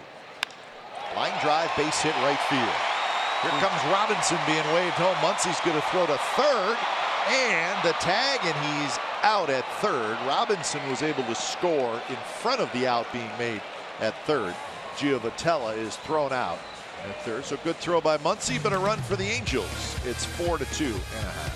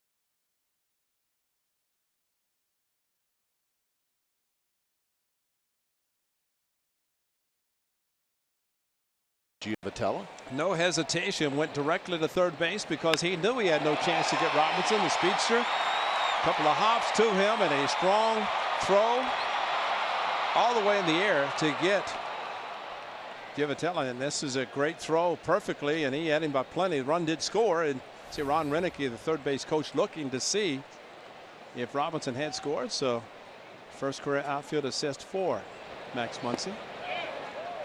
So the A's now down by a pair. Well, it's very, very strong throw and right on the money. That's called 10 feet. And well, that's the old sir. Don't make an out at third. The third out. Muncy looks fairly comfortable in right. Yes, he does. Would you agree with that? I agree. And, you know, talking to Mike Aldrete, remember he had the shot last night when he threw to the cutoff man and the run went to second. And Aldo was talking to him, and he said, you know, the great thing about the conversation is that he listened, and when it was over, he didn't say, yeah, right. He said, thank you for your help. And so, I mean, that's a young man who wants to learn. And Mike Aldrete said it's a good time to talk to him about it. And as we talked about, Aldo said, in more cases than not, if you hit the cutoff man, you're going to be okay. However, if the cutoff man is not up in front where he can catch the ball, throw to second, then you know, the throw should go directly to second base. But the fact that Muncy said, thank you for your help, I appreciate it, and he's trying to learn as much as possible. A little bit inside. 2-2 the count to Yonder Alonso. Simeon to follow, and then Muncy here in the top of the fifth inning.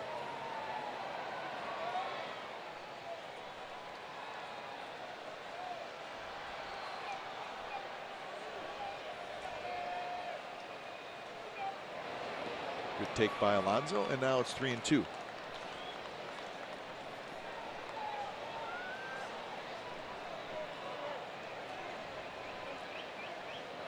It seems like Alonso, after he got the changeup, he's trying to stay back on all of his pitches, which second time through the order, second time that Alonso has faced Weaver. Good idea.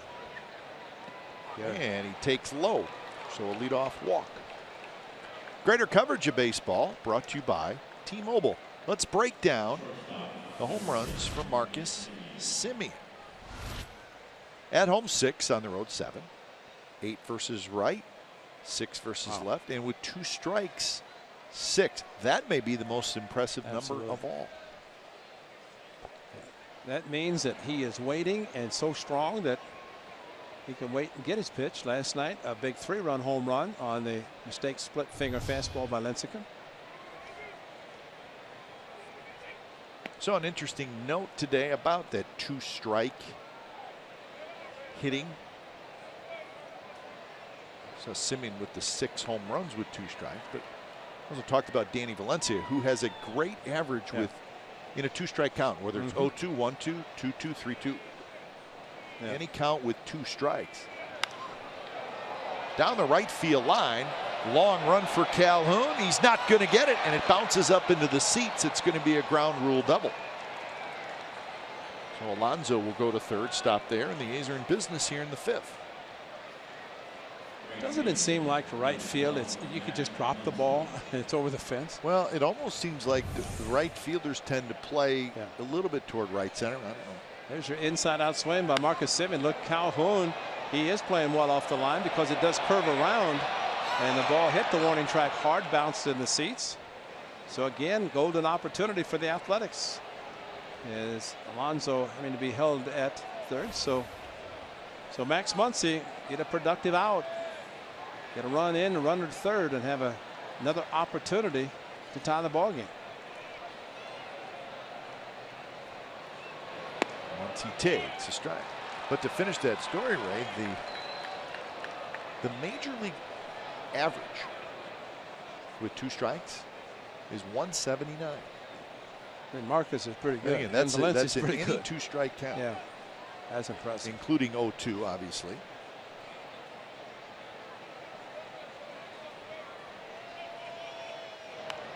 So that's where the Semien home runs are impressive, and what Valencia is hitting, which is well over 300 with a 2-strike count. And the swing by Calhoun whenever he had a run at third base. That's not a 2-strike approach. Mike Trout just got a 2-strike base hit to right field. And to your point about the short swing, he just showed it on the fastball end. Giovatelli grabs it. That'll get a run home and a very productive out for Max Muncy. And it looked like Max was very patient, fell behind 0-2, and while it's not a base hit to go on the record, that's very productive. He gets the run batted in, but just as important, he gets the runner over to third. Now the infield will come in as Jose Alvarez gets loose. Do you know the one thing that hitters don't like to think about doing is rolling over on a pitch? That time you want to, especially as a lefty, and Max did a great job throwing out a base runner at third and coming up and getting an RBI, his 2nd of his season. So now a chance for the A's to tie it with Burns up and Semien at third, infield in, and the first pitch swung at and fouled in that big curveball.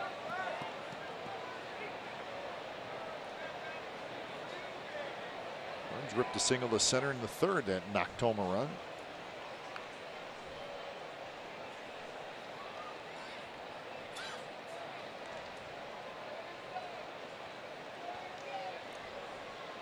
Weaver pitching from the windup, bunted in the air, foul. Like maybe a safety squeeze. Suicide squeeze. Semien would have been running right when the pitcher releases the ball. Amazing thing about that, the play was made. Marte and Simmons were side by side. That's how close Simmons was to Marte when the bunt attempt occurred. See where Simmons, and watch as he comes in, and he's running in. He just kept coming. 0-2 pitch and a quick throw to third, and Semien gets back. Marte heads up down there. That's impressive for Bandy to throw from his knees quickly. A very dangerous throw because any interruption at all, the ball gets by, A's going to tie the game. So good play, as Marte probably fooled as much as Semien was. Toward Trout, circles underneath it. Semien tags. Here comes Trout's throw to the plate. It's a good throw, just a touch late. Semien slides in. And this ball game is tied. Some good at-bats for the A's here in the 5th inning.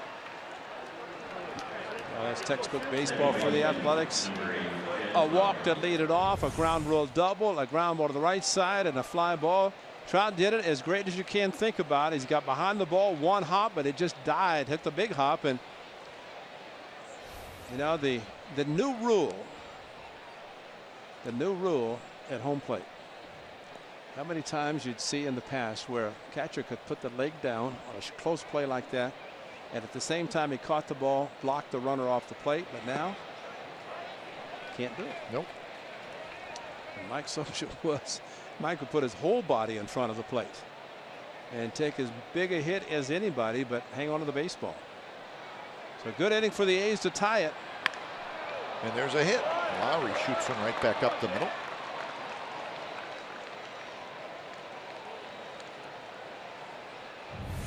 Well, play at the plate, Bandy. See where his foot is now. Just take the foot a little bit to the left, but see, he goes up to get the ball, and he tries to make a swipe tag. But all the while, if you know how to slide around a tag like that, you go in with your hand, and hand, legs.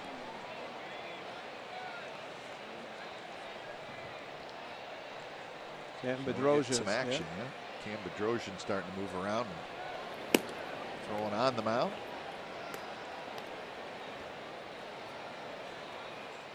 First pitch to Vogt is high.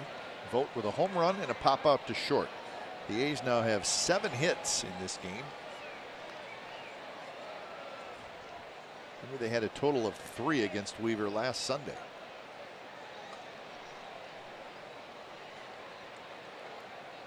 A real great approach tonight, and that average of getting the runner in from third and less than 2 outs. And while Muncie's was not a base hit, he got the job done, got the run in. So actually, the A's 2 for 2. Big one by Burns with a sac fly. Curve drops right in there, first strike. Vogt taking it. 1-1 the count. 91 pitches now for Jared Weaver.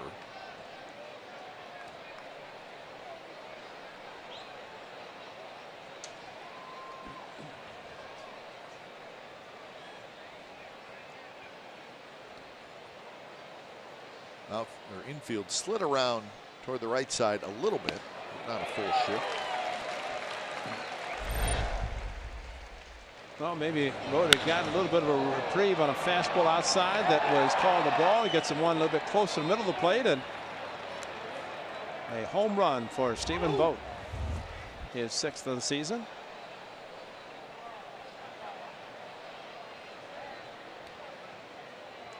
Weaver, quick throw to first.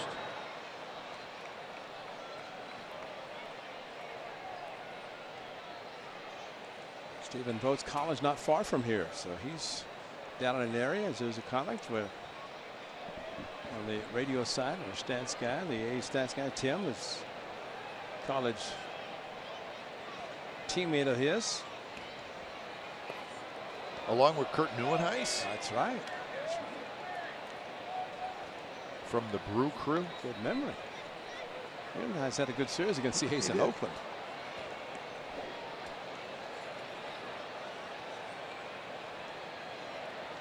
Well, the A's so far tonight, and it's good to see them staying back on the curveball, the off-speed pitches in general from Jared Weaver, something they did not do that well last Sunday.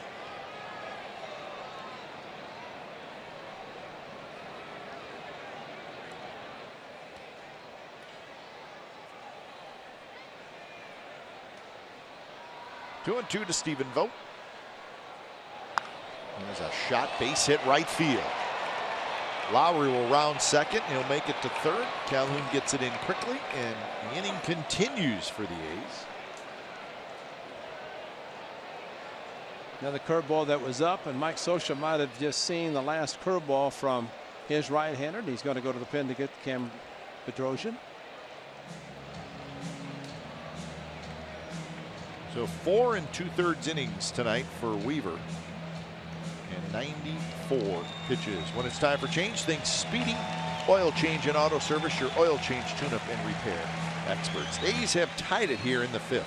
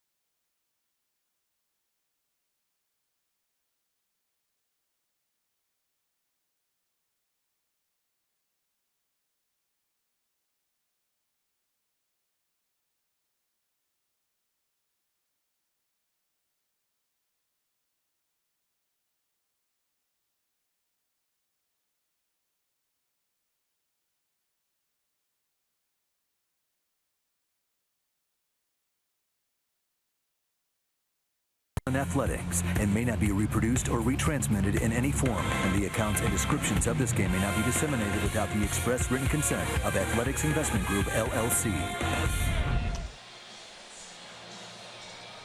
So Jared Weaver, 4 2/3 innings tonight, 8 hits allowed, and he leaves with the score tied 4-4. So he could take the loss, he could get a no decision, he will not win it.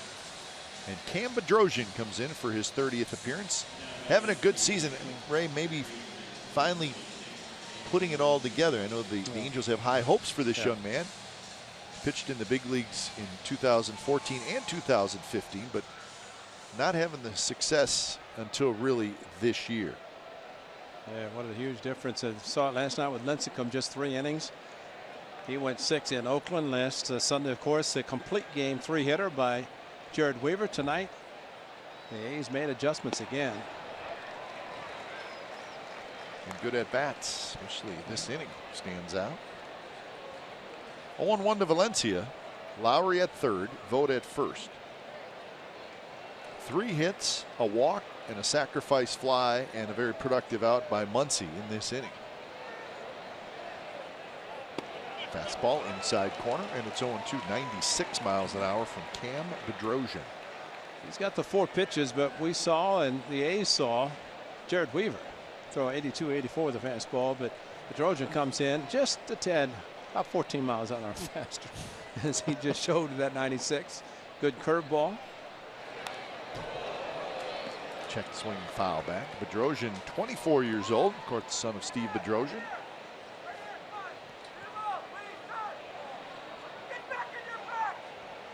Was a first-round pick back in 2010 of the Angels. You think about his arm, you can understand why pitching is a premium. And especially somebody can throw hard out of the bullpen, which he is capable of doing, but also showed a very good curveball on the first pitch. Should be a heater inside here. See, I say that, and tell me a hitter in the on-deck circle couldn't see a catcher move inside with a right-handed hitter and just let the hitter know. Yeah.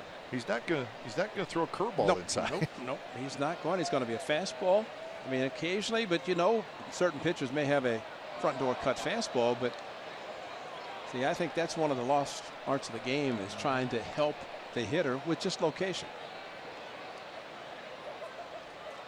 That's why it's important for a catcher to move late. You don't want to show what you're doing too quickly to tip off the pitch. Catchers can tip pitches nearly as much as pitchers sometimes.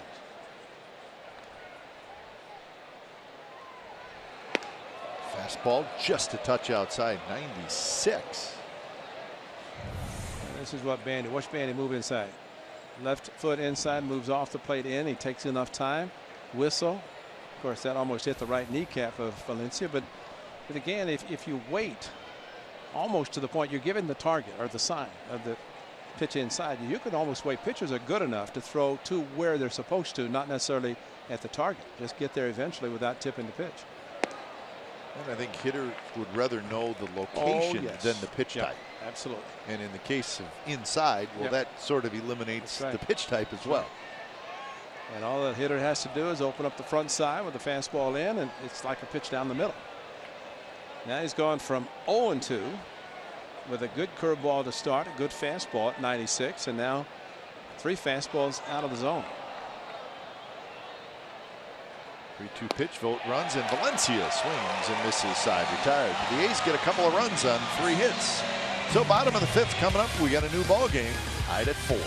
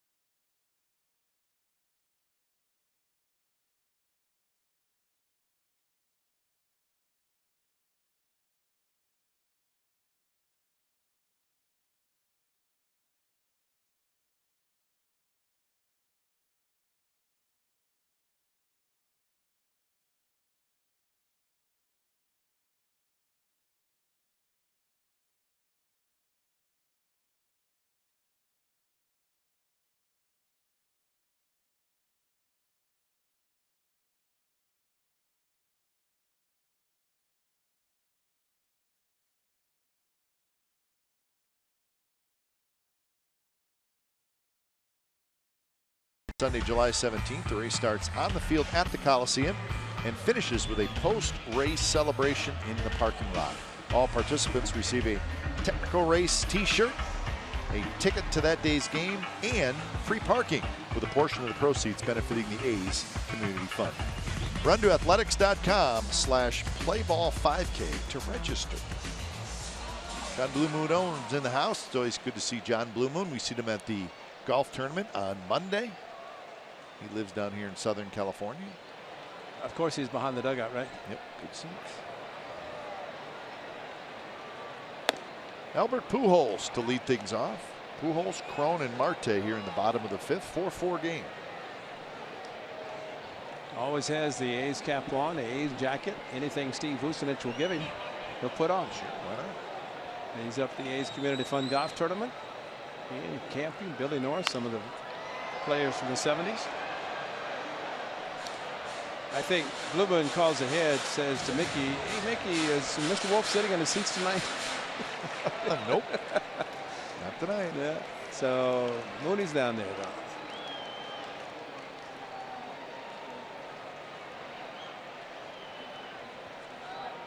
Albert Pujols, a home run in the first inning, a 2-run shot. Popped up. Be a play for Alonso as he's steps into foul territory and he makes the catch.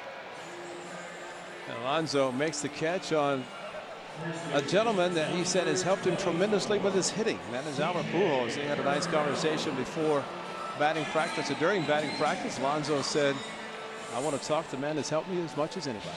And not a bad mentor to have to teach you hitting. Albert Pujols be going into Cooperstown 5 years after he retires, although he's got a few years left. Swing and a miss by Cron. It seems like Fernando Rodriguez is about an hour ago that he was in the game, and here he is pitching the 5th inning. That's all the activity that happened for the A's in the top of the 5th.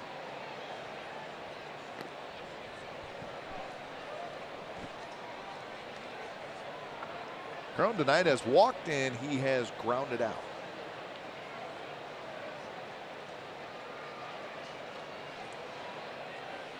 Big, strong right-handed hitter.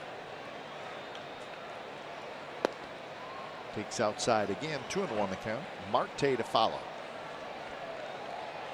Cutter for Fernando is a good pitch, but the two that he's thrown to Cron have started outside part of the plate and ended up out of the strike zone. It's got to be a little bit more tempting for him.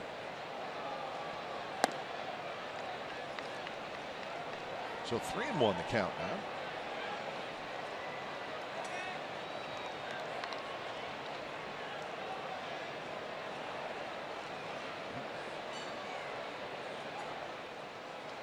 Vogt sets up right on the outside corner.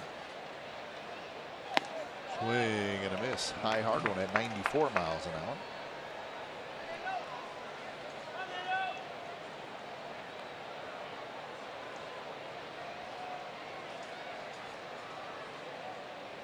A straightaway defense, Ray. Isn't it beautiful? Yeah, beautiful sight to see.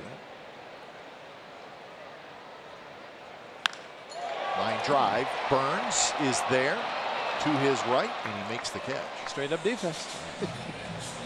A hard hit ball, but it's an out. 2 away.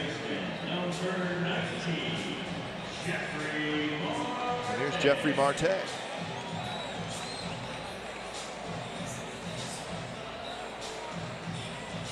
Stephen Vogt, a quick visit with Fernando Rodriguez just to maybe remind him about Marte, or just maybe saying, let's get ahead of the guy.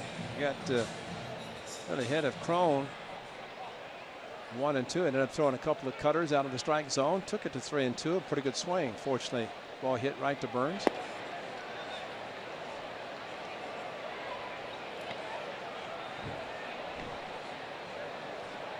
Marte, a single and a strikeout.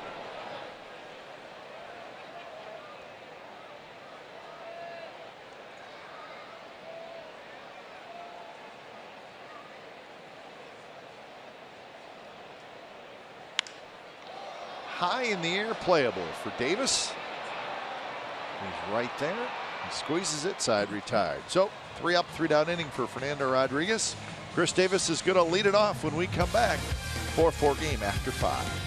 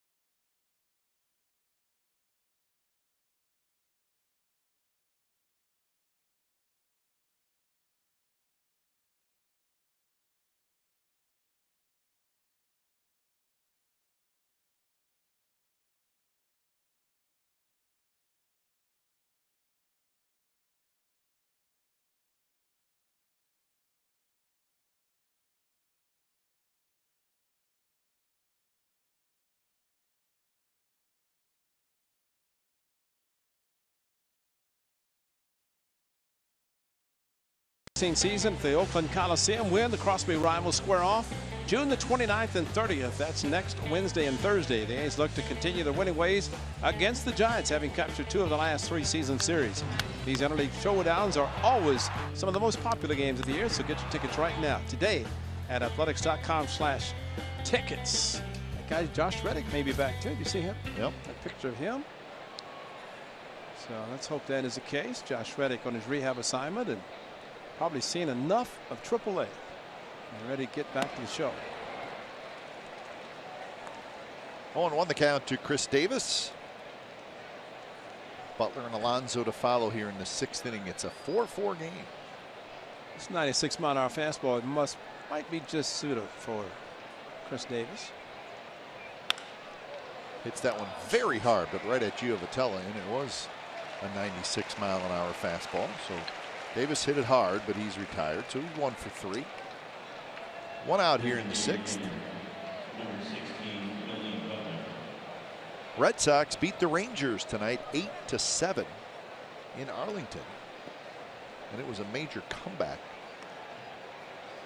Rangers led that game 6-0 after 3 innings. But the Boston Red Sox scored 4 times in the top of the 9th inning and won 8-7.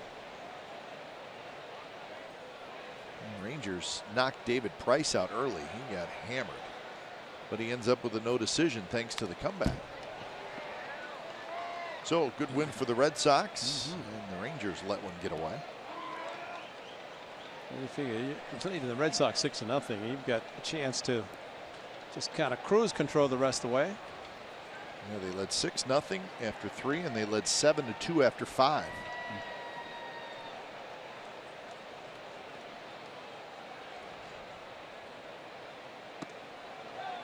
Breaking ball, missed a little high. 1-1 to Butler.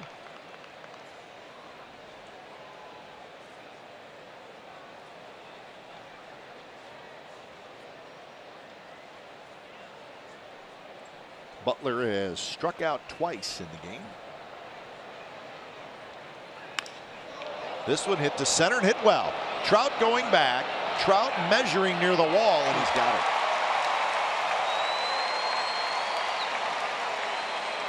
Two away. Might have been a little bit towards the end of the bat, but boy, it sounded great coming off the bat. Yeah, just watching that swing just enough, not on the sweet part, and Trout, he can play some center field.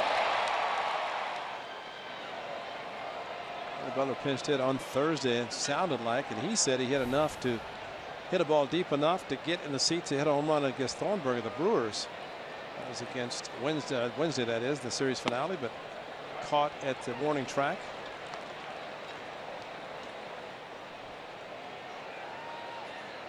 Yonder Alonso got that 5th inning started with a walk against Weaver. He ended up scoring. That one hit hard, knocked down by Crone, scrambles after it, flips to Bedrosian, and it goes off his glove, and Alonso's aboard. Bedrosian was there. The throw was a little high. Well, Bedrosian missed it, but it was a hard flip by Crone. I think he panicked unnecessarily.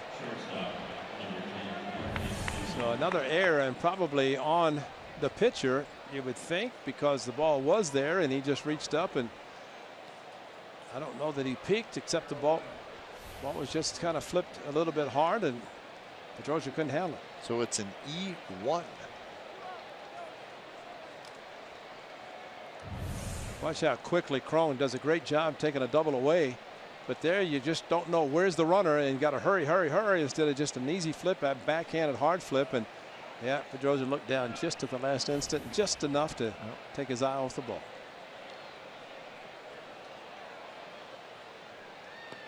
So the A's with 2 errors, the Angels, that's their first error of the night.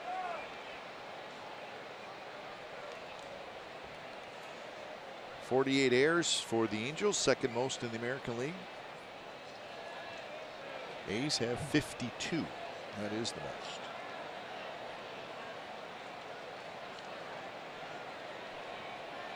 So too many by both teams.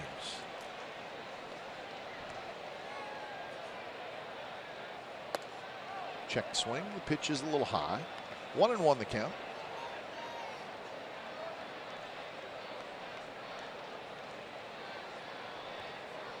Couple of hits tonight for Marcus Semien, and he has scored a pair of runs. So after his 3-run homer last night, couple of hits tonight.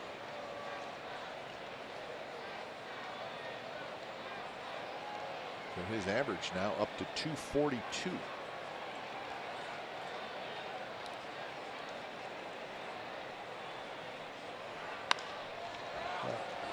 Tough hop for Andrelton Simmons. He stays with it. And the flip is to second base, and the side is retired. Bottom of the 6th coming up. It'll be Bandy, Simmons, and Robinson. 4-4 game.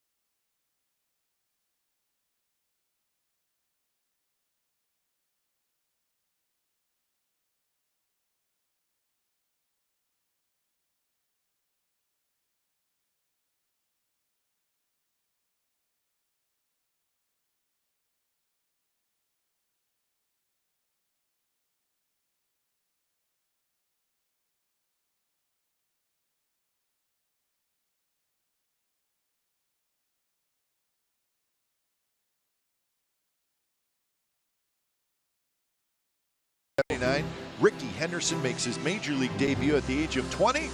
Had a couple of hits that day. Played left field. A single, a double. He had a stolen base. It was not a good season for the A's.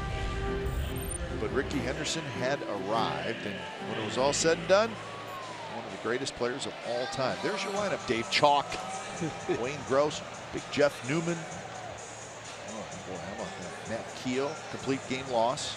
He had a few of those in his career. complete games is what I'm saying. Yeah. 1979 was not a great year for the A's. So something that you rarely saw with Ricky Henderson, stealing. Of course, he was stealing and sliding head first, but actually he hit the double slid head first. When he was stealing, he slid feet first, which he never did. He must have changed soon after. Oh, very soon. Yes. Ricky always said it's like Ricky flying a plane. He slid in head first into second base. I said, Ricky, please don't fly my plane. You're good, but I don't know. I'd take that chance. But man, you think about the number of stolen bases, the times he went in head first and bounced off his chest. But he said it was like a smooth landing, and boy, he did it perfectly. More action out in the bullpen. And the Salas. Right now, it's Rodriguez for the A's. Off the end of the bat, Davis hustling over. Davis dives, and he caught it. Just hope he didn't hurt himself, because he grimaced as he maybe just knocked the wind out a little bit. What a play, though, because Burns was way over in right center. And look where Burns is and how far Davis had to come. And here he comes with a headlong dive, and he came up with it. What a play. Headlong all the way, great concentration, banged the ground and kept the ball in the pocket of his glove. So one out here in the bottom of the 6th. And that'll bring up Andrelton Simmons. So now a battle of the bullpens.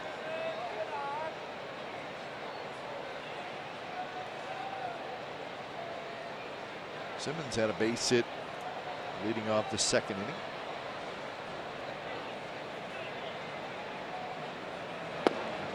Rodriguez slips a little bit, but throws a great pitch. Right on the knees in the inside corner. Well, a great cutter, but you're right, lost the footing a little bit as he made the pitch. Usually it ends up back where the big A is, but that's right down the middle, maybe falling off and slipping a little bit, fooled Simmons.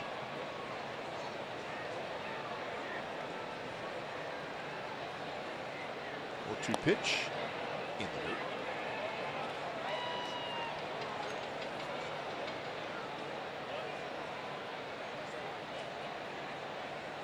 Good look at Andrelton Simmons. Big trade in the offseason.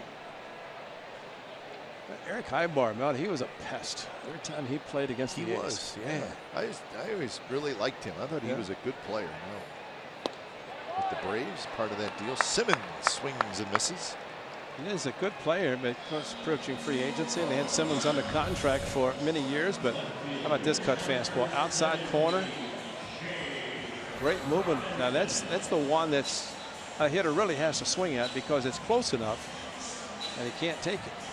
So Fernando gave up the base hit to Trout.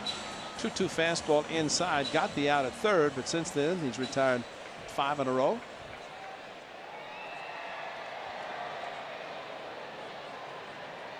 First pitch to Robinson is lined toward right center, and that's a hit. Robinson's fast. Got to get over there. So 2-out single.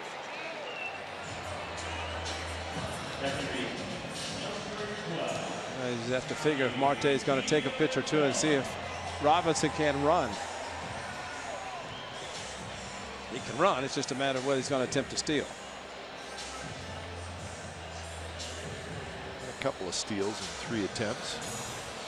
Sepchinski starts to throw.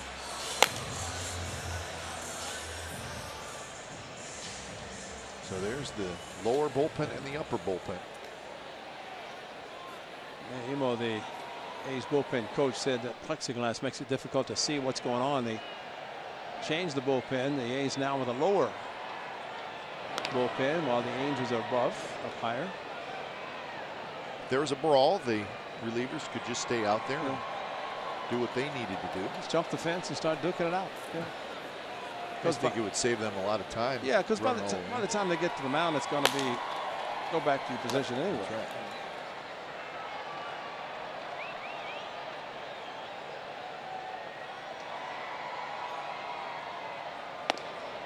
Maybe a good time for Robinson to run. Yeah, from an Angels standpoint. And of course, with the right-handed hitter, a green light for, I said Martes, Giovatello, my apologies, but Giovatello, the leadoff hitter tonight with Escobar out of the lineup. So speed with Robinson and speed with Giovatello with the right-handed hitter, able to see if he does take off.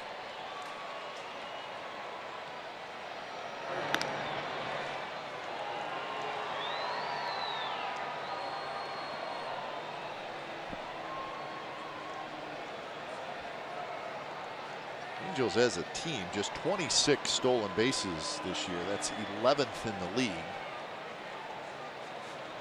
So they're not doing a great deal of running. A little bit high, 2-0. Slide step, quick pitch, thinking that Robinson might be running. That's a pretty good time to run now if he's going to. And Giovatello doing a good job taking the pitches.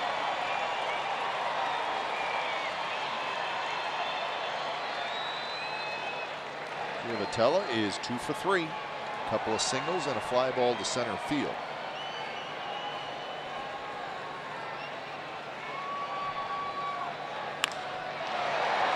Shallow center, Burns coming in. Burns grabs it, side retired. So a hit and a runner left.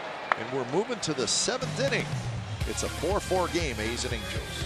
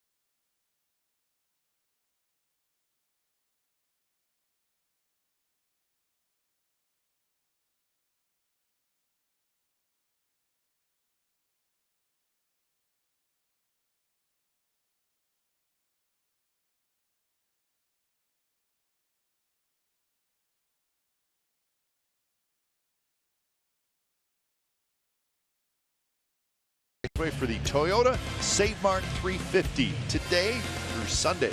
Get your tickets at SonomaRaceway.com. 4-4 game. It is the 7th inning in Southern California. When it's time for change, think Speedy Oil Change and Auto Service, your oil change, tune-up, and repair experts. Fernando Salas, veteran right-hander out of the Angels bullpen, comes in. And the A's saw him in Oakland last Friday. Wasn't he the losing pitcher? He's the losing pitcher. Got the first 2 outs, then a walk, and then a base hit, and then a Billy Burns walk-off. That's right. At the bottom of the 9th inning.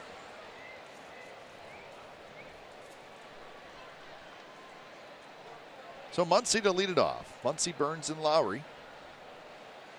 Inning in the 3rd for Cam Bedrosian. He was good. No hits, no walks, and a strikeout.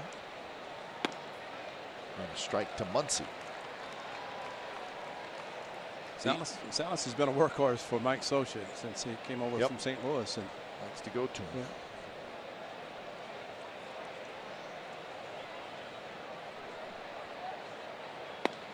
Good pitch there at the knees. The Houston Astros tonight went into Kansas City and did quite a number on the Royals. The final score was 13-4. The Astros scored 9 in the 1st and 3 in the 2nd. And they scored all of those 12 runs against the same pitcher. Who was that? Edison Volquez was the guy.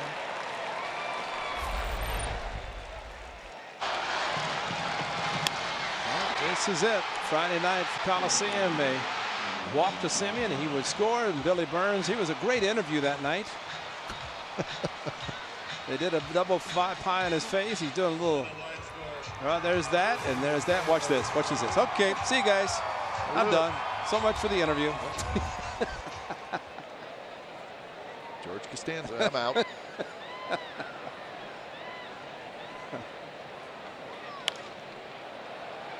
pop up into foul territory. Marte grabs it. So that's the second out here in the 7th inning. So yeah, Ray, it was Edison Volquez who went 1+ innings and gave up 12 runs, 11 earned.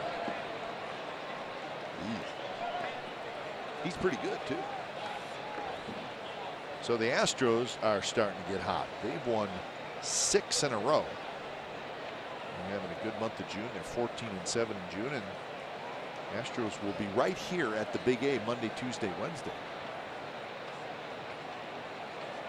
Astros now a couple games over 500. And Edison Volquez will forget about it and move on. Well, he knows he's going to get another start in 5 days. The problem is he has to wait around 5 days. May take a little while to get the ERA back to normal. Lowry bounces it toward first. Crone takes care of it. And a very easy inning for Fernando Salas. 7th inning stretch time coming up. And when we come back, it'll be Calhoun, Trout, and Pujols. It's a 4-4 game.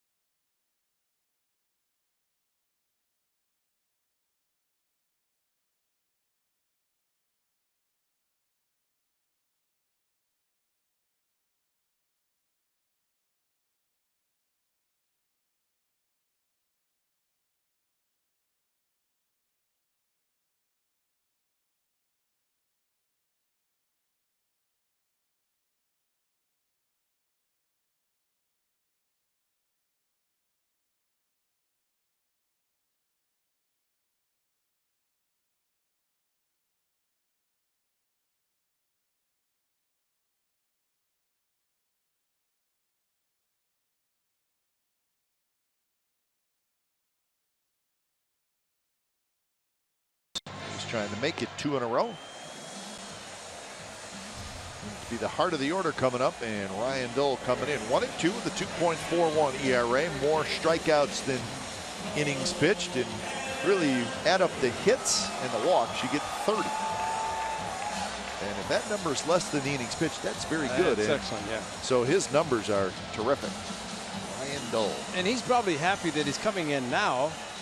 That Johnny Giavatelli hit the home run against him last weekend. That's right. In the Saturday game when Andrew Triggs went to 3 innings, gave up a home run to Trout, and coming in was Ryan Dull.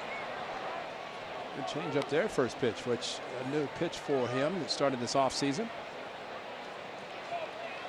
But a bullpen game for both teams, and so far zeros. Fernando Rodriguez, the 1 hit. That one down the right field line, and it's fair, and it's a base hit. So Calhoun hit it off the end of the bat, but he'll take it.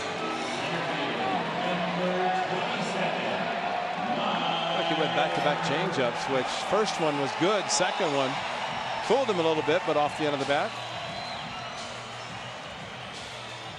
So the leadoff man is aboard here in the bottom of the 7th, and that'll bring up Trout. Fernando Rodriguez, good performance, 2 1/3.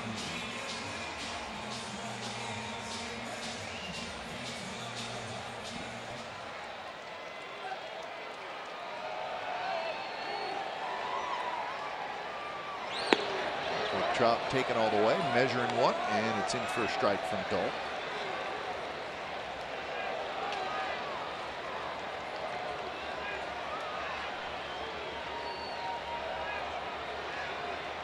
Trout has been on base 3 times, and he has an RBI. Check swing, shoots it right over top of the A's dugout. Oh, somebody's very excited. Yeah, a lot of excitement down there in that section.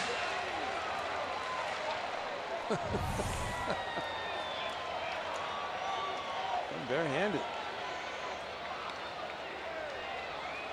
It is the happiest place in the world.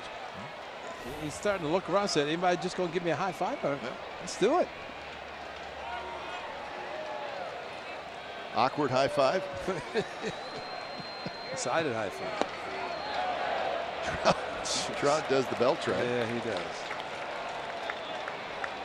Yeah, that's just trying to get or not have the home plate umpire make the call. Stephen Vogt is asking for the appeal as well as Mike Trout.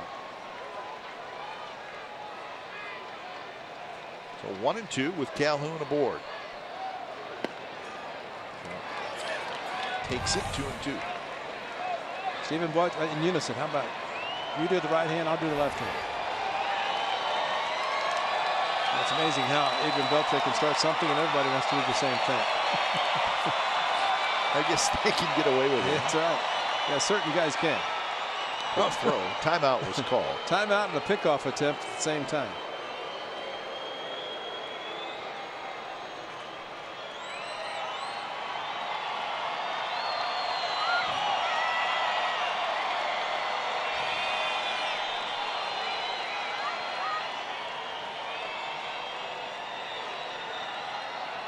Pitch, slider, and a good take by Trout.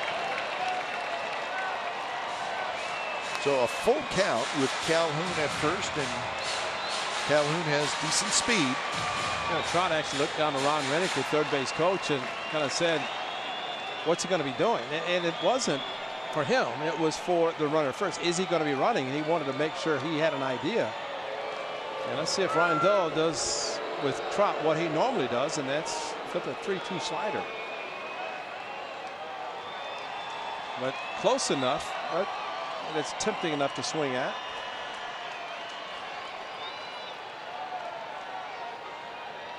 Calhoun not running, and the ball's lined to Semien, who grabs it, throws back to first. The throw is just a touch off line, and Calhoun is able to get back.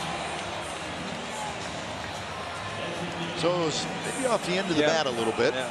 Nice play by Marcus Semien, but it was a little bit towards the end of the bat. Looked like it's going to be a base hit, but Semien timed it perfectly, and a good base running by Calhoun. How about that hang time? Went up the right foot, came down. The NBA draft was yesterday, today. Maybe he's thinking, show some extra abilities. It's a good shortstop. Just stick right there. So here's Pujols. Homer, ground out, pop out. First pitch, right in there for a strike. Well, Semien going up and then hanging because he started his jump and amazingly able to keep the hang time enough for the ball to be able to reach his glove.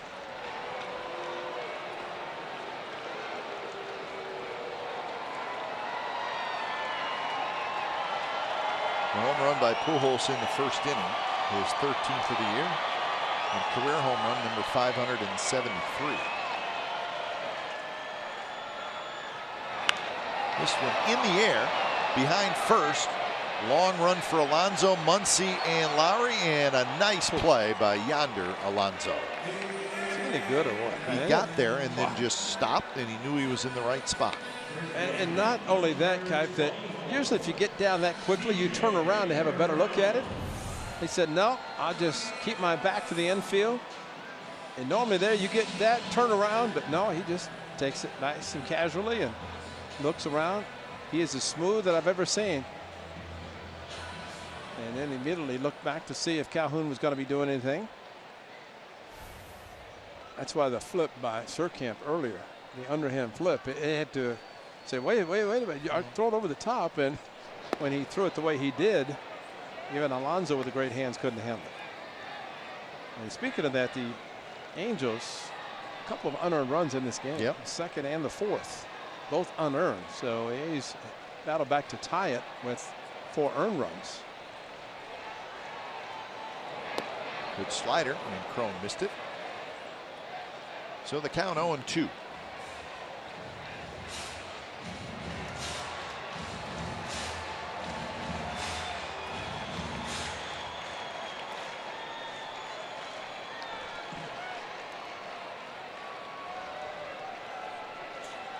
Calhoun led off the inning with a base hit, and he is still at first. This time he's going to take off. Boats throw to second base. Not in time, and it rolls into center field. Calhoun will get up, and he will go to third.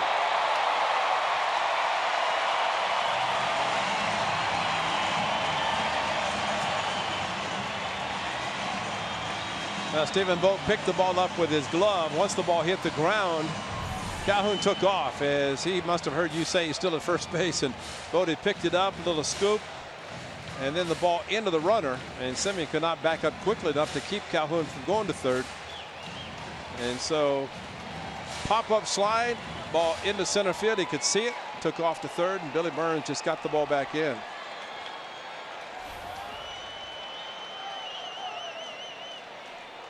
So shoving a wild pitch, E2. 2 pitch. Alonso near the seats, and he will jump into the seats, and he could not quite get it.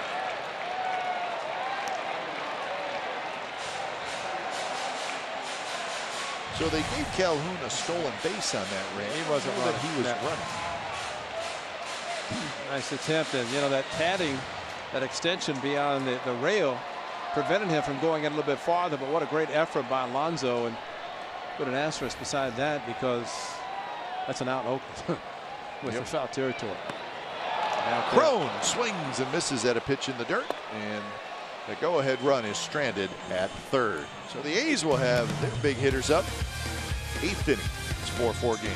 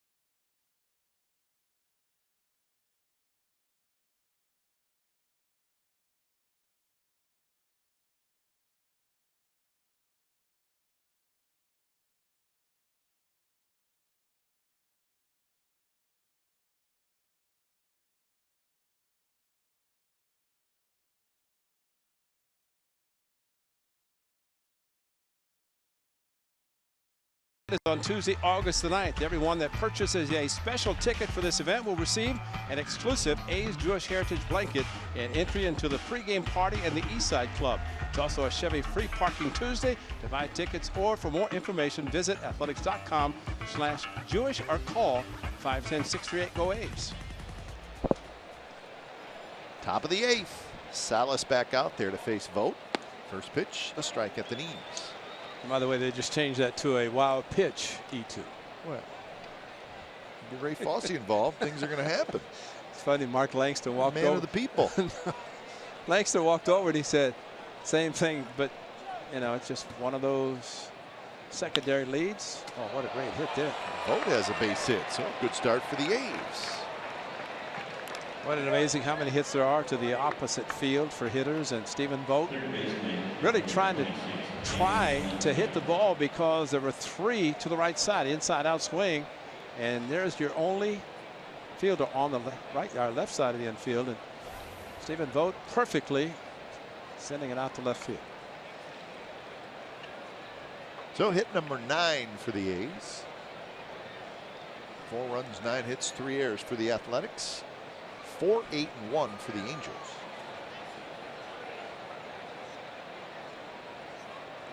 First pitch to Valencia, sinker low. The Cardinals are leading the Mariners 3-1 in the top of the 8th inning in Seattle. So an interleague matchup there. And the Mariners have lost 6 in a row and 10 out of their last 12. They sent Wade LeBlanc to the mound tonight.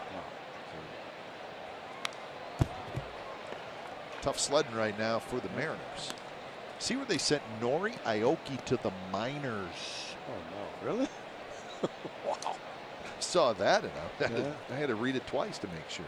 John Axford starts to throw for the A's. Wow, that is strange.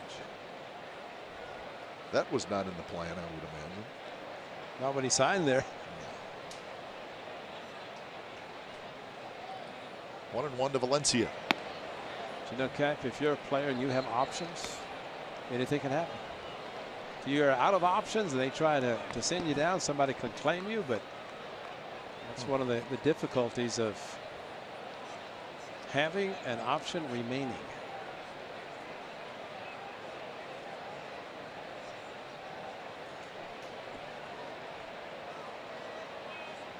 Valencia hits it hard down the third baseline. Stephen Vogt hits the bag at second. He's digging for third. Ron Washington will put up the stop sign, and it's second and third and nobody out here in the top of the 8th. So Valencia's first hit tonight is a big one. Well, you watch his leg kick. He gets a fastball. Watch how he puts a charge into a ball that stayed up, and he just crushed it. No chance for the third baseman, Marte. And once the ball got down in the corner, Ron Washington, he was watching to see if Robertson could come up with it cleanly. He did, so he put on the brakes for Stephen Vogt.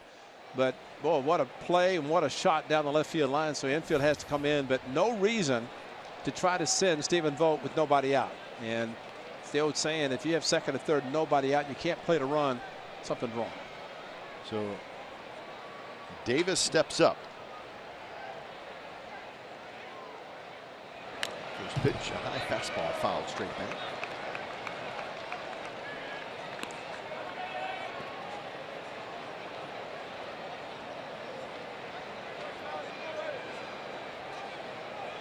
Davis strikeout, single, and a ground out to second. And there's your infield in, and Chris Davis hits one like he's capable. It could be a dangerous time for an infielder. That one fouled just over our heads.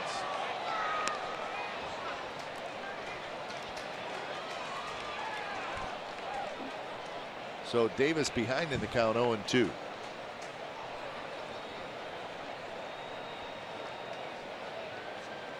Butler to follow.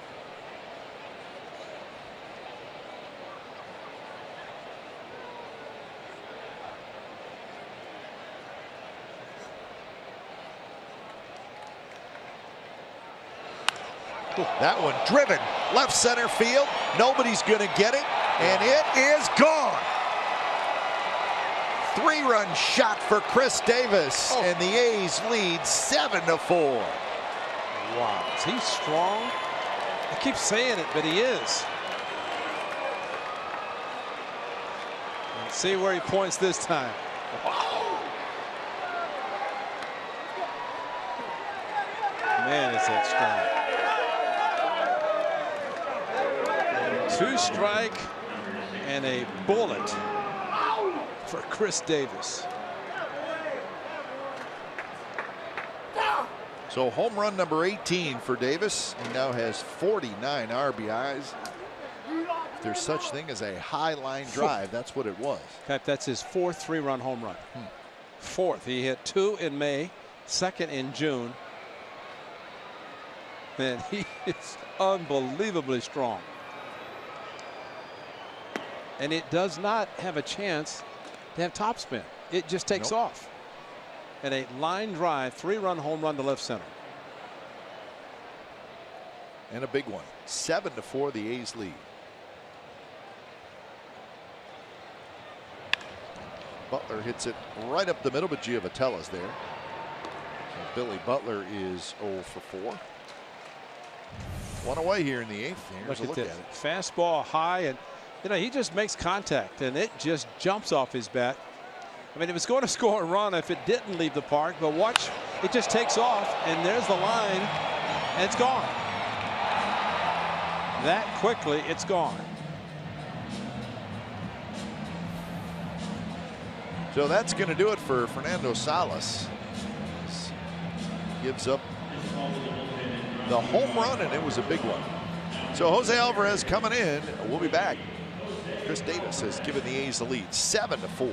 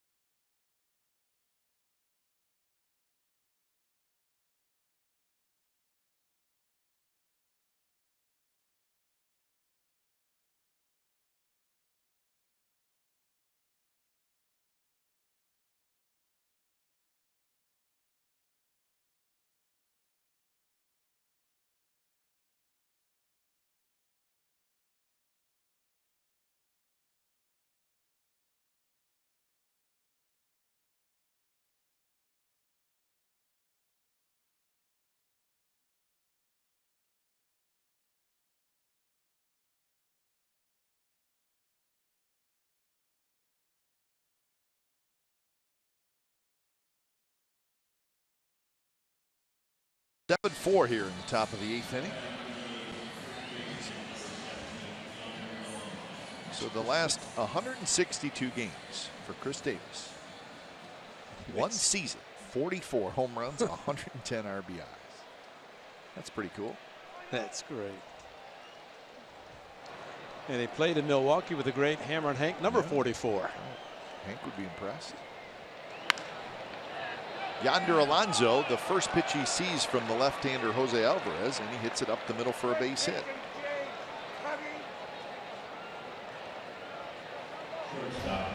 So 4 hits in this inning, 12 hits in the game now for the Athletics.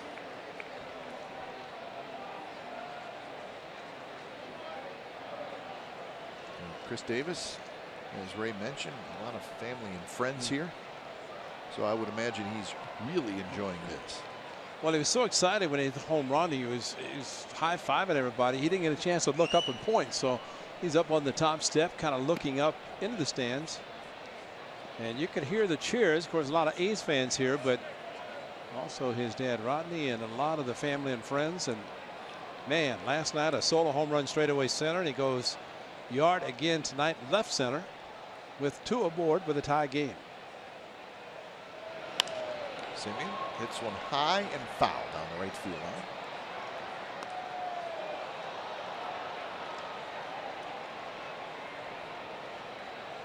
So Vogt, a home run way back in the first inning. Got the A's on the board. And Davis gives them the lead late.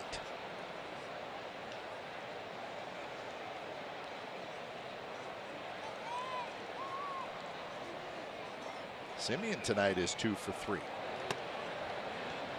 A single, a double, a ground out, and a couple of runs scored.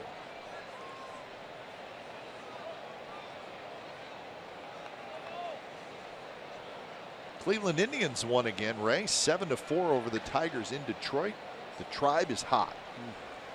7 wins in a row. So they're starting to become a story.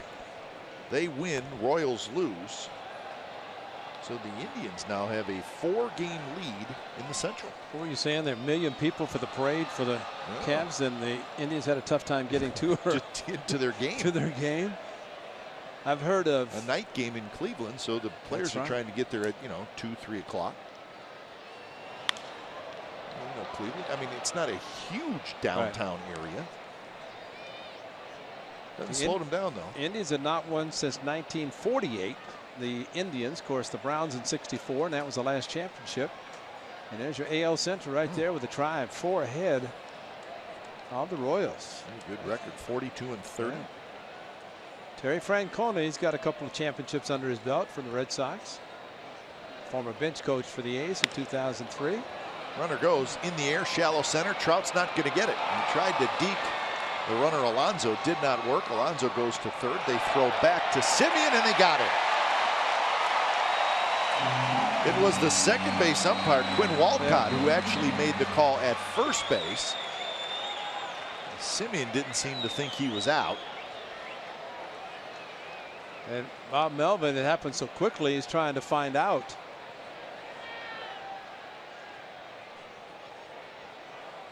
So it would be the second out. Yeah, he said do it, check it. Because Simmons with a strong throw, kind of a deke by Crone. I think he's safe. Yeah, I think he got his foot on. He got him in the left or the right back of the leg as he took a trip around the bag. That's bang bang. So the fact that it was called out. Huh, that's very close. Yeah. This may be the best look if Aldo's not in our way. Well, actually, there you can't. Well, I was looking at the glove. When did the glove start to bend against his leg? And the heel of his heel was down, was a toe on the back.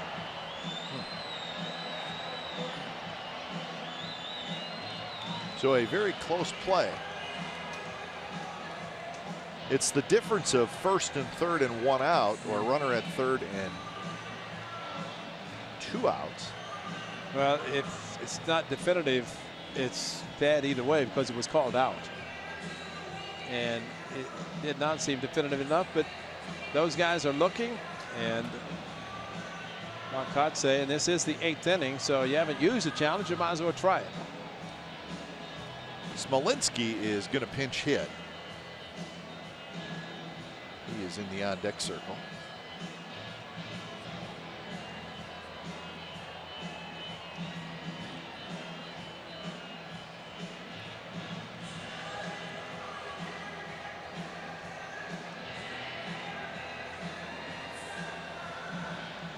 Trout tried to deke Alonso. It did not really work. Alonso had a good read on it. But Andrelton Simmons spun around and fired back behind Marcus Semien. Almost got it. And they're calling him out. Well, that was the call, so this is how it all unfolded.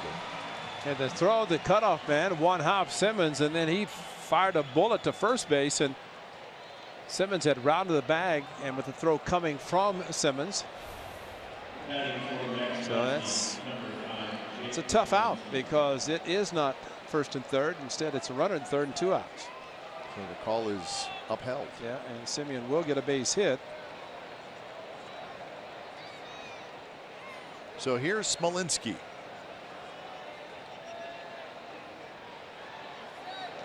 First pitch is blocked nicely by Bandy.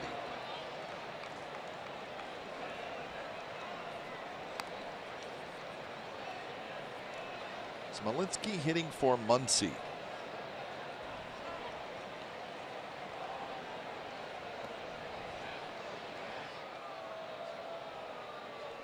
The runner at third is Yonder Alonso. That one on the outside corner for a strike. A's have 5 hits in this inning.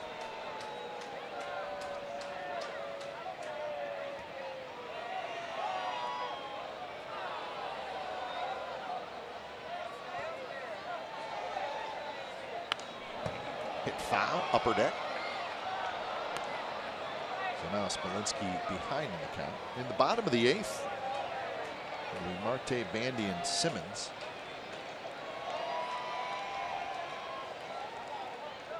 The goal for the A's now, obviously, hold on and don't let Trout and Pujols hit again. Yeah, it is possible. Yeah.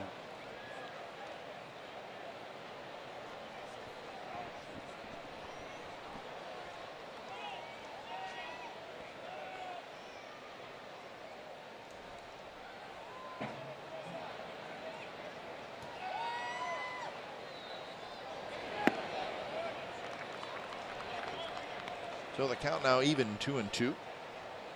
Alvarez, the 4th pitcher of the night for the Angels. That's the hero tonight for the A's, Chris Davis. Pretty good pickup by the A's before spring training because he has been outstanding. Struggled a little bit at the beginning, but boy, did he figure it out quickly. Toward third, ball stays down on Marte, but he stays with it and throws out Smolinski. Side retired, Chris Davis with home run number 18 on the year. And this is a big one, a 3-run shot, and it gives the A's a 7-4 lead as we go to the bottom of the 8th inning.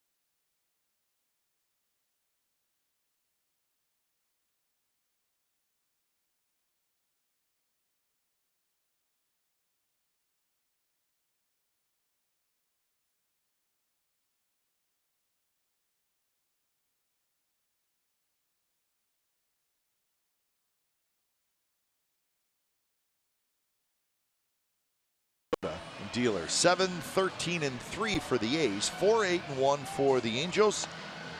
Surkamp struggled some, no help defensively, although he made a costly error in this game. Chris Davis is the story, the big 3-run homer in the 8th inning. Jared Weaver, a much different story than last Sunday when he had a 3-hit shutout at the Coliseum. Not tonight.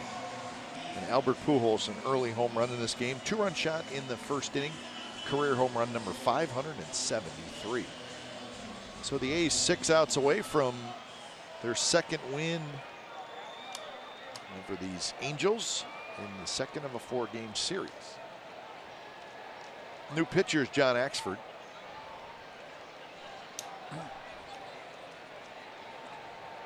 First pitch to Marte, a good breaking ball for a strike.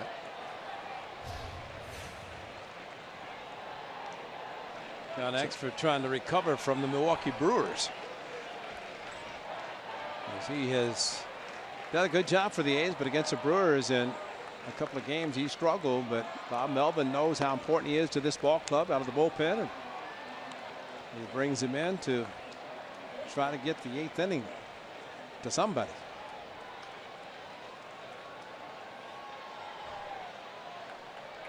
Jeffrey Marte tonight is 1 for 3, a single, a strikeout, and a fly ball to left field. In the air, foul down the right field line. So Axford ahead in the count, 1-2.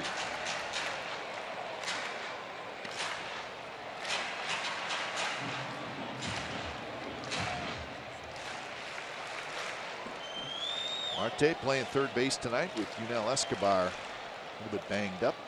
Escobar not in the lineup.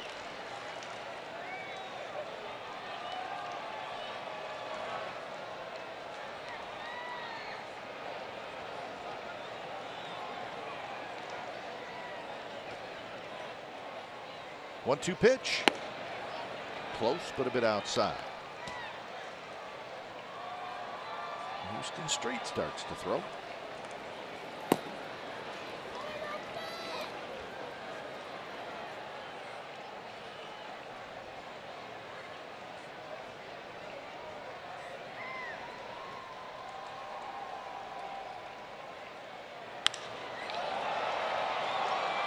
Burns over and back a little bit, and he grabs it.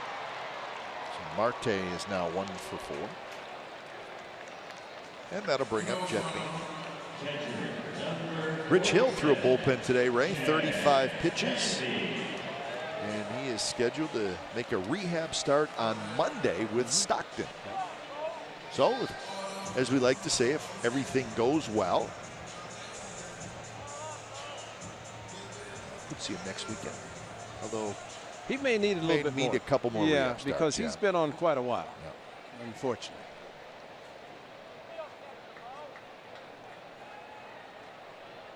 But he felt good after today. That's the most important thing. Well, for him to throw off a mound, that means a bullpen, which is good. He's throwing flat ground. He's fine. He had a setback, and that's what might determine whether he makes more than just the one rehab. Starting pitcher can go for 30 days. So you're pitching every 5th day. Let's hope that is not the case, and he is hopeful also. Sean Manaea today, he had his rehab in Stockton. Those are the final numbers, 3 2/3.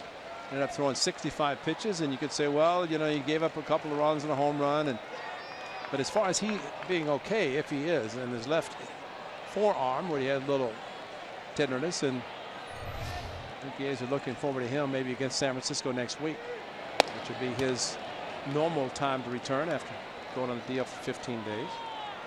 Nice to get him back. Absolutely. See Dylan Overton tomorrow, the rookie, making his major league debut. Actually, Daniel Mingden has pitched well, 3 starts, and yet to get a win, but kept the club in the game all 3 starts.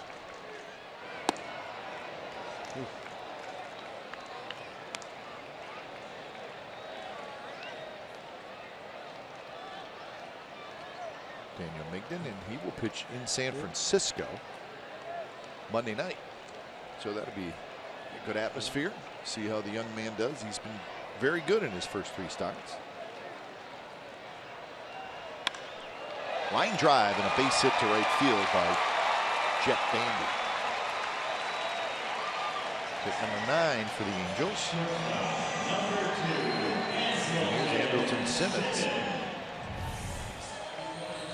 I took a fastball outside, got another one, stayed inside it, and hit it to right field. Not bad for a September call-up last year, and with Soto on the disabled list, he's called up, and it's got to be a tough call when Soto does come back because he's having a good year, but so is Bandy and Perez. They only carry 2 catchers. It's going to be a tough decision for the Angels. Carlos Perez and Bandy doing the catching. Of course, Bandy caught Lincecum, the veteran, last night, and Weaver tonight. 1-0 to Simmons, who's 1 for 3. Single, a ground out, and a strikeout.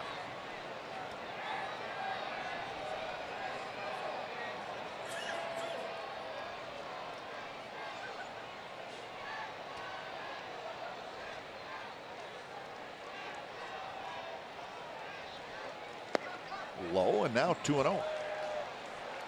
Okay, if Axford can get a double play off the bat of Simmons, then your Christmas dream might come true, since this is halfway to Christmas according to the Angels. Halfway. What you don't want to see is a couple of guys get on base and then have to turn it over to the top of the batting order. It's the bottom third, very important. He's did able to save the game last night, perhaps getting ready for Calhoun or a possible pinch hitter for Robinson if that is the case. That one's in for a strike. 2-1 the count.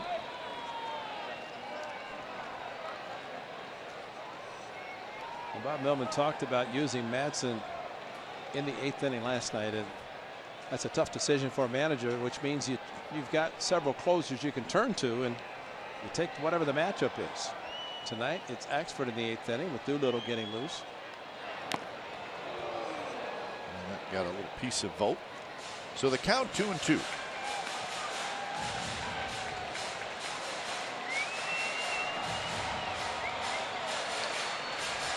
And the Angels trying to put some pressure on the A's bullpen.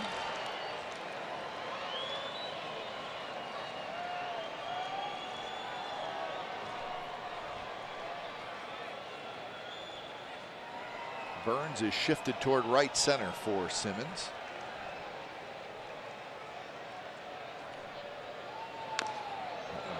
Tapped right at home plate.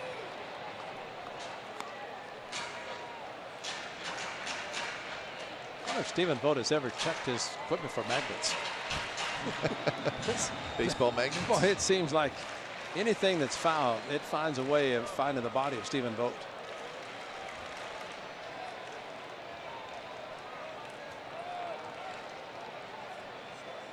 And it has to be some type of coincidence. Yeah. 2-2. Big pitch here. Breaking ball down in the dirt. Full count. Well, Shane Robinson is your on deck hitter.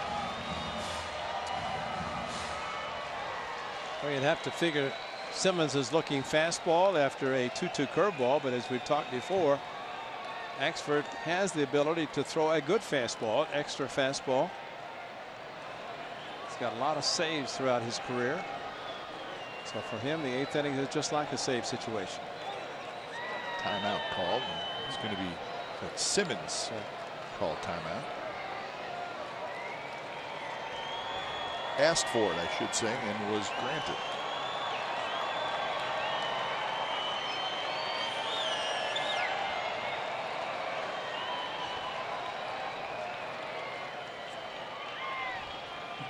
Bandy not running, and the ball's hit up the middle right to Lowry, who scoops out at second on the first double play.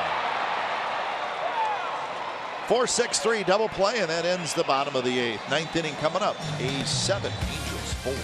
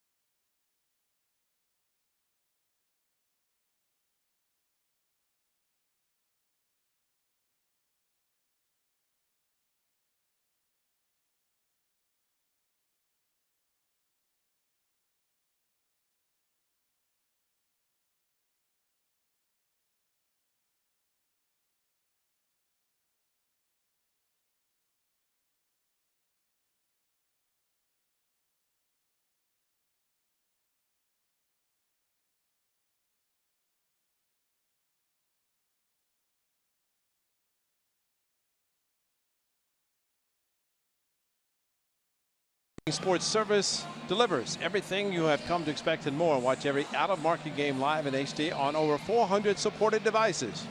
Includes a free subscription to AtBat Premium, #1 app for live baseball. Blackout and other restrictions apply. Visit MLB.tv for details. That's where all the yelling was coming tonight when Davis hit the home run. All those A's fans you just showed. We like that. Yeah.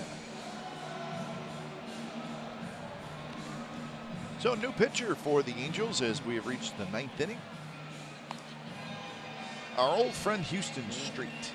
This is when the A's like to sing when they're leading 3 runs. And not Street leading 3 runs. So, Houston Street, 16th appearance, 7 saves in 9 opportunities. And a blown save and a loss on Tuesday night in Houston. It's 322 career saves. Burns goes after the first pitch and lofts one toward left field. And that's Robinson who grabs it. So Billy Burns is out #1. And Houston Street has a whole bunch of baseballs someplace tucked away, 1 for each save.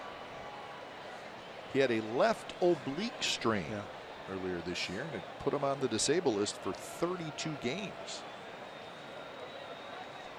Angels now are without Joe Smith. They're pretty good setup man. Houston actually thought he had hurt himself last year when Ike Davis hit a ball to straightaway center with the bases loaded. That Trout made an unbelievable catch at the wall for the final out, and Houston jumped up and thought he had hurt himself. He did not, but in this year he did.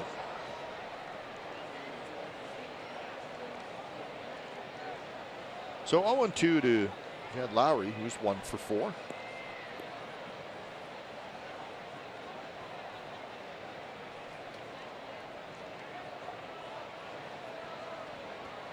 So got a great note from Brian, our very fine stat man. He's the best. You know Brian, he's good. Well, him and BI right at the top of the list, right? Brian's really, really good. BI's great too. Brian did all this research in a very short period of time. Has to do with Chris Davis and the home run. So he hit the home run in 0-2 pitch, right, Ray? Yep. Chris Davis had been 1 for 28 with 17 strikeouts on 0-2 pitches this year. Second time in his career he's hit a home run on an 0-2 pitch. Walt get hit. I think Walt Horn got hit by that foul ball. Lowry has a base hit, but let's hope Walt's okay. So 1-out single for Lowry. Hey, we got in-depth sports news for the Bay Area fan. It's Sportsnet Central. It's brought to you by Hyundai. It's tonight at 10:30 on CSN Bay Area. All of our highlights from this game here in Anaheim. The Warriors introduced their 2 draft picks from yesterday's NBA draft, and the latest on Alden Smith. David Feldman and Fallon Smith will host.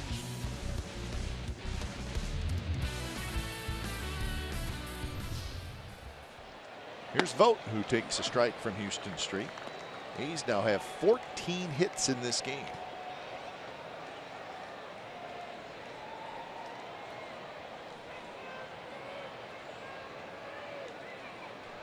I think Walt did get hit on that, the ball Lowry hit into the dugout.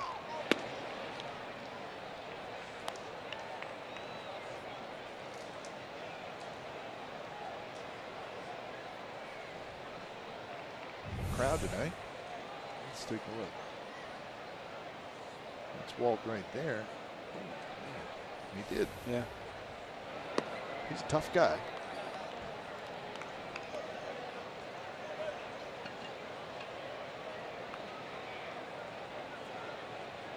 Voos said, better you than me. Now, come on, Voos. Take one for the team. He's applying the pressure point on his own skin. Walt says, you know who's going to take care of me? Me. That's right. Well, let's hope he's okay. He hustled out there last night when Paul Emmel got hit.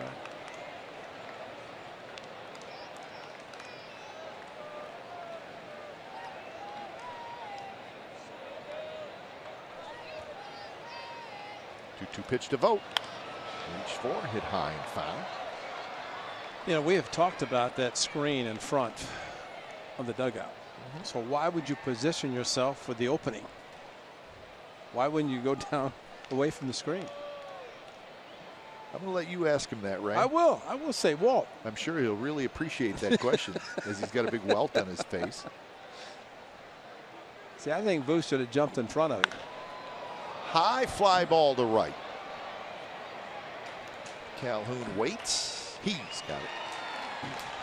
I still remember, though, Mo Vaughn. Remember the great signing by the Angels of Mo Vaughn? And he was playing first base, and they didn't have that railing, and he signed a big contract, fell in the dugout, and And so you didn't like that signing? Well, no, it was a good signing for the Angels, but a bad idea not to have some protection of it. Of course, all stadiums have it now to protect the players, and of course they sit up top and put their heads right over the top of the screen and the rail. First pitch strike to Danny Valencia. Valencia had a big hit in that 8th inning. He doubled to put runners at second and third and nobody out, and then Davis hit the home run.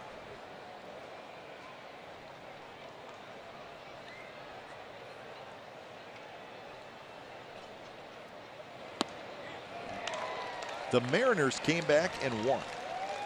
They got a 3-run walk-off homer by Adam Lind. Well, they needed that. So the Mariners beat the Cardinals 4-3. Cardinals having a tough time. Yeah, wrong division. They're 10 back now, the Cubs. Valencia swings and misses. Side retired. So we're going to the 9th. A's 3 outs away from a win here in Anaheim. They lead 7-4.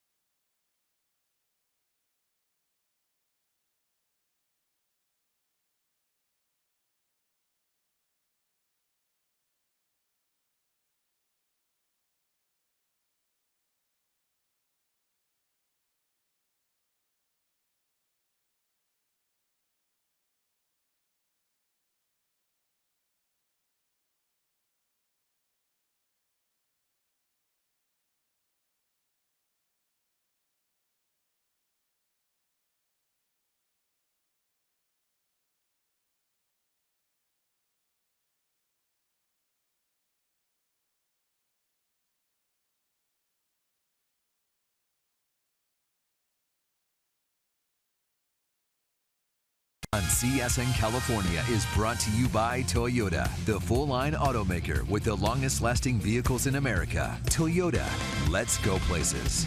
And by Xfinity. X1 from Xfinity will change the way you experience TV. 7-4, the A's leading, and they bring in the closer Ryan Madson. It's going to be like Daniel Nava's going to pinch hit for Robinson. So Nava will be the leadoff hitter, followed by Giovitella and then Calhoun. If anybody gets on, then you would see Trout. So there's the situation for Madson. Madson, 13 saves and 16 opportunities. He's got a good ERA at 2.40 as he faces the pinch hitter, the switch hitter, Daniel Nava.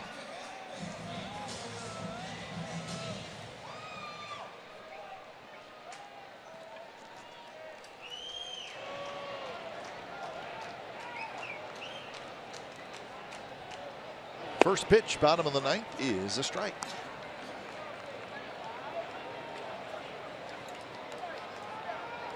Madsen, remember last night, pitched the 8th inning. Doolittle then came in to pitch the 9th. 0-1 pitch, foul back, and now it's 0-2. And Bob Melvin had Sean Doolittle warming up in case this situation came up, with Nava perhaps pinch hitting for Robinson in the last inning, but that did not happen as they got the double play. Vogt sets up outside. Madsen, 97 miles an hour, and Nava fouls it straight back.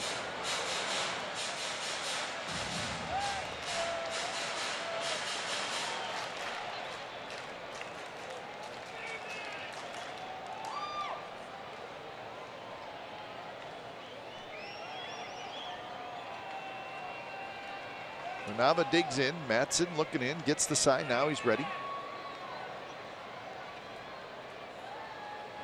Swing and a miss. He struck him out. 1 out here in the 9th. Here's a nice Honda player of the game. Who else but the man himself, the strong man, Chris Davis. 0-2 fastball high and gone. Left center. And it just kept traveling, and a 3-run home run with runners at second and third. And Chris Davis, what a night, what a season he is having for the Athletics. So 1 away. Here's Giovitella. And the first pitch stays high. Giovitella's had a couple of hits tonight.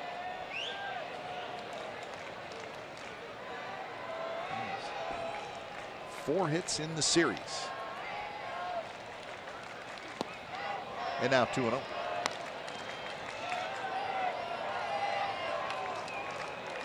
It's been Surkamp, Rodriguez, Dull, Axford, and now Madsen.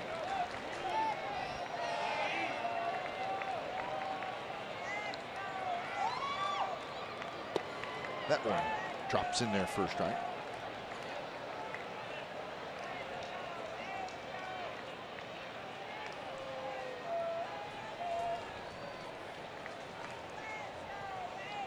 That's the guy we just do not want to see stepping in the batter's box.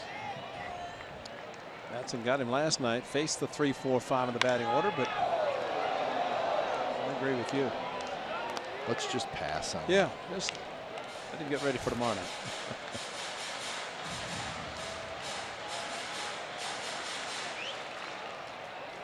Can you imagine?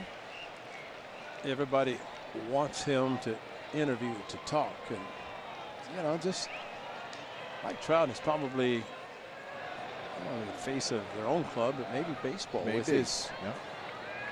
Seems to handle everything pretty well. Such a nice young man. And it's good to see. Yeah, nothing affects him. You're right.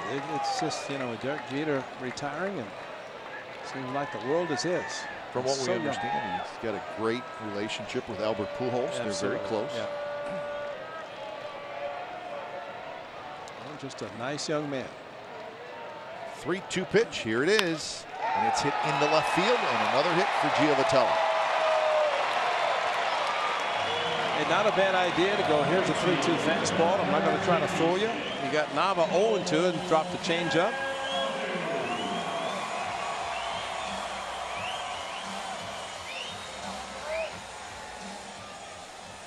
Say Giovitella tonight, he's had a good night, 3 hits, like you said, but he's totally different than Escobar as far as leading off. Escobar swings at everything and anything and any time, you know, so at least Giovitella sees some pitches, but he's been good at the bottom, at the top of the batting order.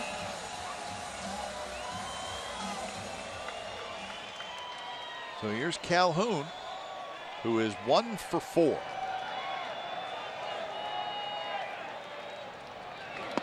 First pitch, strike, outside corner.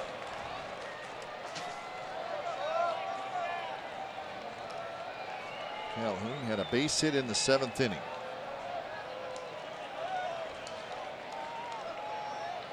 Trout would be next.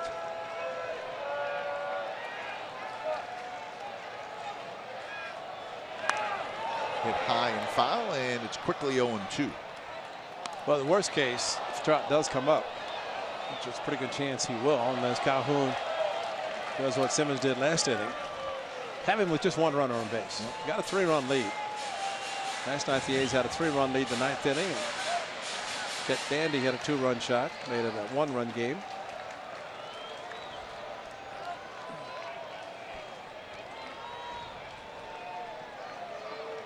The 2 pitch. Here it is. Swing and a miss. He struck him out. Again, Calhoun chasing that fastball just up above the letters, and he just cannot seem to catch up with it. That's why when Surkamp threw him the slider that he singled. Actually,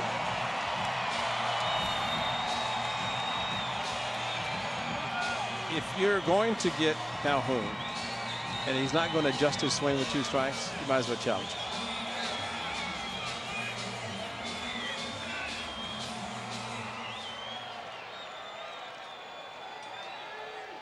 So 2 away, and Trout asks for time, and he gets it.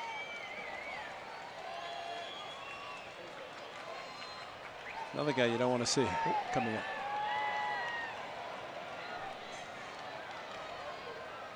First pitch to Trout, base hit left field. So we will have the Madsen-Pujols confrontation with the game on the line. Not what we wanted, but good theater.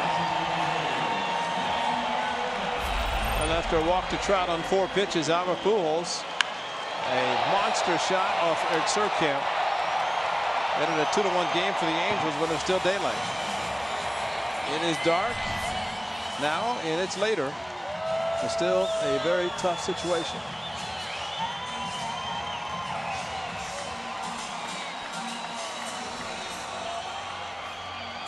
In Oakland, second trip, a game in which the A's had a 4-run lead. Albert came up in the 8th and drove in 2 runs. And they were off Madsen with a double down the left field line. First pitch and first strike. Well, that means that's the only hit he's ever had against Madsen. That's it. 1 for 60. Yep.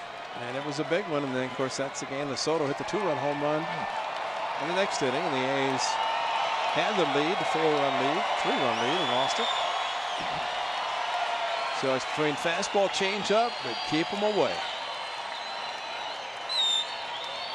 0-1 pitch, grounded in the hole. Semien has it. He's going to throw across the diamond. Throws a bit high, but not too high. Alonso grabs it, and that's the ball game. So for the second night in a row, the A's beat the Angels, and the bullpen deserves credit tonight. Well, they did, and actually Bob Melvin going quick to the bullpen as Eric Surkamp got in the 4th inning, and then he went to the pen. Rodriguez, Dull, Axford, Madsen to close it out, and you're exactly right, Kipe. And knowing when to make the move, a lot of people may not like it, but Bob Melvin made the move, and it turned out to be great. Chris Davis with the big home run, and the A's win it 7-4. 3 hours and 16 minutes in front of 41,000.